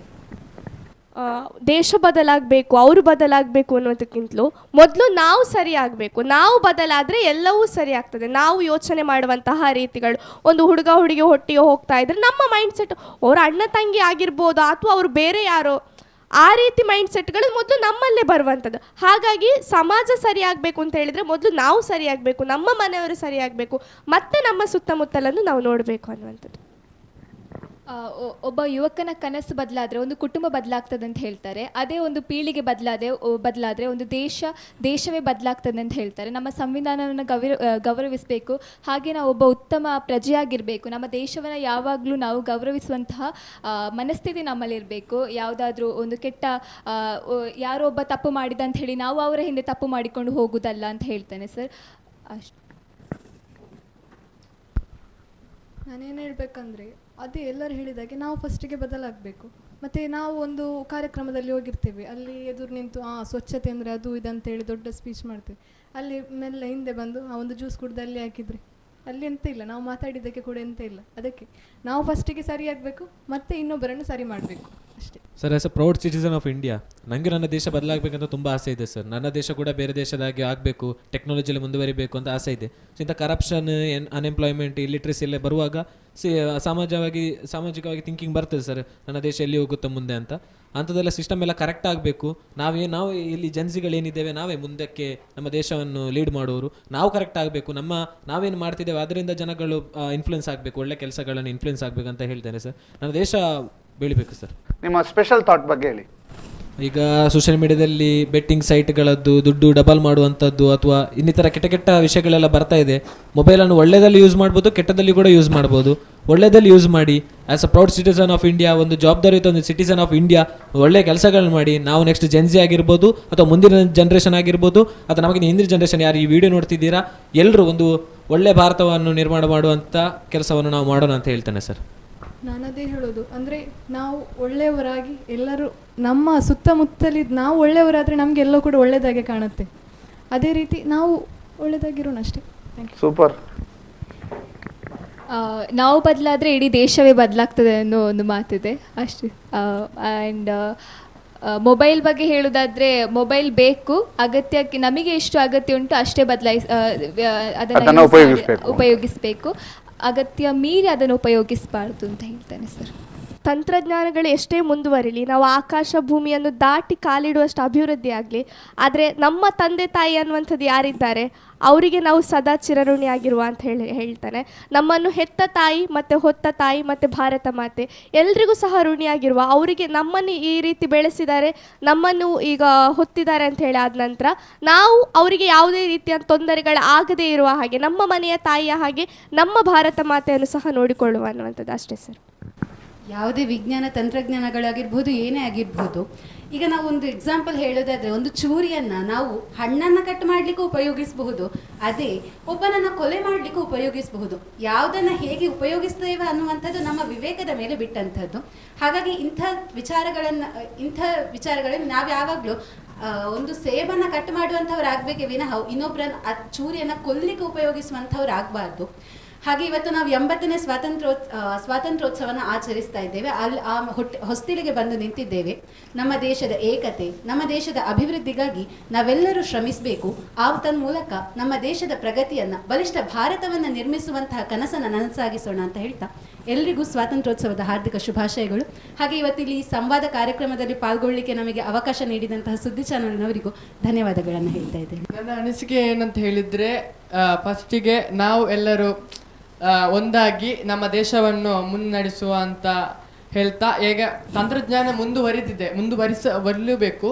ಅದರೊಟ್ಟಿಗೆ ನಾವು ಎಷ್ಟು ಯೂಸ್ ಮಾಡಬೇಕು ಅಷ್ಟು ಯೂಸ್ ಮಾಡಬೇಕು, ಅದರಿಂದ ಮಿಸ್ಯೂಸ್ ಮಾಡಬಾರ್ದು ಅಂತ ನನ್ನ ಅನಿಸಿಕೆ ಅಷ್ಟೇ. ಓಕೆ, ನಿಮ್ಮನ್ನು ಕರೆಸಿದ್ದೇವೆ, ನಿಮ್ಮ ಹತ್ರ ಅಭಿಪ್ರಾಯವನ್ನು ಕೇಳಿದ್ದೇವೆ. ನಾವು ನಿಮ್ಮ ಅಭಿಪ್ರಾಯವನ್ನು ಕೇಳಲಿಕ್ಕೆ ಮಾತ್ರ ನಿಂತಿದ್ದೇವೆ ಹೊರತು ನಿಮ್ಮ ಕನಸಲ್ಲಿ, ನಿಮ್ಮ ದೃಷ್ಟಿಕೋನದಲ್ಲಿ ಭಾರತದ ಭವಿಷ್ಯ ಏನು, ಯಾವ ರೀತಿಯಾಗಿದೆ, ನೀವು ಮುಂದೆ ಏನಾಗಬೇಕು, ಮುಂದೆ ಯಾವ ರೀತಿಯ ಕನಸು ಕಾಣ್ತಾ ಇದ್ದೀರಿ, ಲಂಚ ಮುಕ್ತ ದೇಶ ಆಗಬೇಕು ಅನ್ನುವಂಥದ್ದು ನಿಮ್ಮ ಆಶಯ. ನಮಗೆ ತಂತ್ರಜ್ಞಾನದಲ್ಲಿ ನಮ್ಮ ಮತ್ತಷ್ಟು ಬೆಳವಣಿಗೆ ಆಗಬೇಕು ಮತ್ತು ಆ ತಂತ್ರಜ್ಞಾನವನ್ನು ಸದ್ಬಳಕೆ ಮಾಡಬೇಕು ಅನ್ನುವಂಥದ್ದು ನಿಮ್ಮ ಅಭಿಪ್ರಾಯ. ಅದರ ಜೊತೆಗೆ ನಾವೆಲ್ಲ ಸೌಹಾರ್ದತೆಯಿಂದ ಬದುಕಬೇಕು ಅನ್ನುವಂಥದ್ದು ನಿಮ್ಮ ಅಭಿಪ್ರಾಯ. ಸೈದಾ ಅವರು ಹೇಳ್ತಾರೆ, ನಾನು ಹಾಸ್ಟೆಲಲ್ಲಿ ಇದ್ದೀನಿ ಸರ್, ಒಂದೇ ರೂಮಲ್ಲಿ ಇದ್ದೀವಿ, 14 ಜನ ಇದ್ದೀವಿ, ನನ್ನ ಧರ್ಮದವಳು ನಾನೊಬ್ಬಳೇ, ಆದರೆ ನನ್ನ ತಂದೆ ಕರೆ ಮಾಡಿದಾಗ ನಾನು ಮನೆಗೆ ಬರೋದಿಲ್ಲ, ನಾನು ಇಲ್ಲೇ ಇರ್ತೇನೆ ಅಂತ ಹೇಳ್ತೇನೆ. ಸೌಹಾರ್ದತೆಯಿಂದ ಬದುಕ್ತಾ ಇದ್ದೇನೆ, ನನಗಿಲ್ಲಿ ಯಾವುದೇ ತೊಂದರೆಗಳಾಗ್ತಾ ಇಲ್ಲ. ಇಂತಹ ದೇಶವನ್ನು ಬಯಸ್ತಾ ಇದ್ದೀರಿ, ಅದು ನಿಮ್ಮ ಅಭಿಪ್ರಾಯ. ಇದಕ್ಕೆಲ್ಲವೂ ಕೂಡ ಆಗಬೇಕು ಅಂತ ಹೇಳಿದರೆ ಅದು ನಿಮ್ಮಿಂದಲೇ ಅಂತ ಹೇಳ್ತಾ, ಜೆನ್ಸಿ ಅಂತ ಹೇಳಿದರೆ ಮುಂದಿನ ಭವಿಷ್ಯ, ಭಾರತದ ಭವಿಷ್ಯ. ನಿಮಗೆಲ್ಲರಿಗೂ ಕೂಡ ಒಳ್ಳೆಯದಾಗಲಿ. ನಮ್ಮ ಜೊತೆಗೆ ಮಾತನಾಡಿದಂತಹ 6 ಜನ ವಿದ್ಯಾರ್ಥಿಗಳಿಗೂ ಕೂಡ ಶುಭವಾಗಲಿ ಅಂತ ಹೇಳ್ತಾ, ನಾವು ನಿಮಗೆ ಯಾವುದೇ ಪಾಠಗಳನ್ನು ಮಾಡಲಿಕ್ಕಿಲ್ಲ, ನಿಮ್ಮಿಂದ ಅಭಿಪ್ರಾಯವನ್ನು ಕೇಳೋದಷ್ಟೇ ಅಂತ ಹೇಳ್ತಾ, ಮುಂದೆ ಮತ್ತೆ ಇಂತಹ ವಿಶೇಷ ಸಂದರ್ಶನಗಳಲ್ಲಿ ನಮ್ಮ ಜೊತೆಗೆ ಭಾಗಿಯಾಗಿ ಅಂತ ಹೇಳ್ತಾ, ಇದು ನಮ್ಮ ಯುವಕರ ಮಾತು. ಯುವ ಜನತೆಯ ದೃಷ್ಟಿಯಲ್ಲಿ ಭಾರತದ ಭವಿಷ್ಯ ಅನ್ನುವಂಥ ವಿಶೇಷ ಕಾರ್ಯಕ್ರಮದ ಮೂಲಕ ಪುತ್ತೂರಿನ 3 ಕಾಲೇಜುಗಳ 6 ಜನ ಜೆನ್ಸಿಗಳನ್ನು ಕರೆದುಕೊಂಡು ಬಂದು ಅವರ ಅಭಿಪ್ರಾಯಗಳನ್ನು ನಿಮ್ಮ ಮುಂದೆ ಇಟ್ಟಿದ್ದೇವೆ. ಅವರ ಅಭಿಪ್ರಾಯದಲ್ಲಿ ನಿಮಗೆ ತಪ್ಪುಗಳು ಕಾಣಬಹುದು, ಒಪ್ಪುಗಳು ಕಾಣಬಹುದು. ಅವರ ಮಾತಿನಲ್ಲಿರುವಂಥ ಒಪ್ಪುಗಳನ್ನು ಸ್ವೀಕರಿಸಿ ಸಮಾಜದ ಏಳಿಗೆಗೆ ನೀವು ಶ್ರಮಿಸಿ ಅಂತ ಹೇಳ್ತಾ, ಅವರ ಎಲ್ಲ ಒಪ್ಪುಗಳನ್ನು ನಾವು ಒಪ್ಪುವಂಥ ಒಂದು ಮನಸ್ಥಿತಿ ನಮ್ಮಲ್ಲಿ ಬರಲಿ. ತಪ್ಪುಗಳೇನಾದರೂ ಮಾತಾಡಿದ್ರೆ ಅದನ್ನು ಕ್ಷಮಿಸಿ ಮುಂದೆ ಹೋಗುವ ಅಂತ ಹೇಳ್ತಾ, ಯಾಕಂತಂದ್ರೆ ಜೆನ್ಸಿಗಳು ಅಂತ ಹೇಳ್ತಾ ಈ ಒಂದು ವಿಶೇಷ ಕಾರ್ಯಕ್ರಮವನ್ನು ಕೊನೆಗೊಳಿಸ್ತಾ ಇದ್ದೀವಿ. ವಿದ್ಯಾರ್ಥಿಗಳೊಂದಿಗೆ ನಡೆಸಿದಂತಹ ಈ ಸಂವಾದ ಕಾರ್ಯಕ್ರಮವನ್ನು ಇಲ್ಲಿಗೆ ಕೊನೆಗೊಳಿಸ್ತಾ ಇದ್ದೀವಿ. ಧನ್ಯವಾದ. Thank you.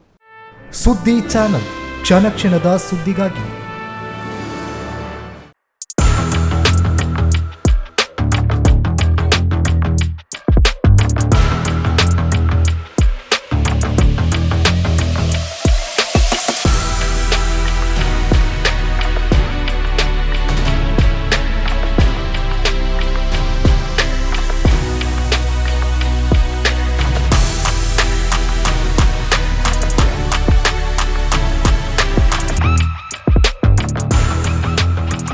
Navratna electrical and plumbing 25 ವರ್ಷಗಳಿಂದ ನಂಬಿಕೆ, ಗುಣಮಟ್ಟದೊಂದಿಗೆ ವಿಶ್ವಾಸಾರ್ಹ ಸೇವೆ. ಒಂದೇ ಸೂರಿನಡಿ ಅತ್ಯಂತ ಕಡಿಮೆ ಬೆಲೆಗೆ ಗುಣಮಟ್ಟದ ವಸ್ತುಗಳು. Electronics, plumbing, hardware, home appliances, sanitary, LED lights. Navaratna electrical and plumbing, Sachin ಟ್ರೇಡರ್ಸ್ನ ಮುಂಭಾಗ, ಮುಖ್ಯ ರಸ್ತೆ, ದರ್ಬೆ, ಪುತ್ತೂರು. ಸಂಪರ್ಕಿಸಿ 9003814451, 9945521951, 99017846651. That's my gadget. Let's go have some fun then.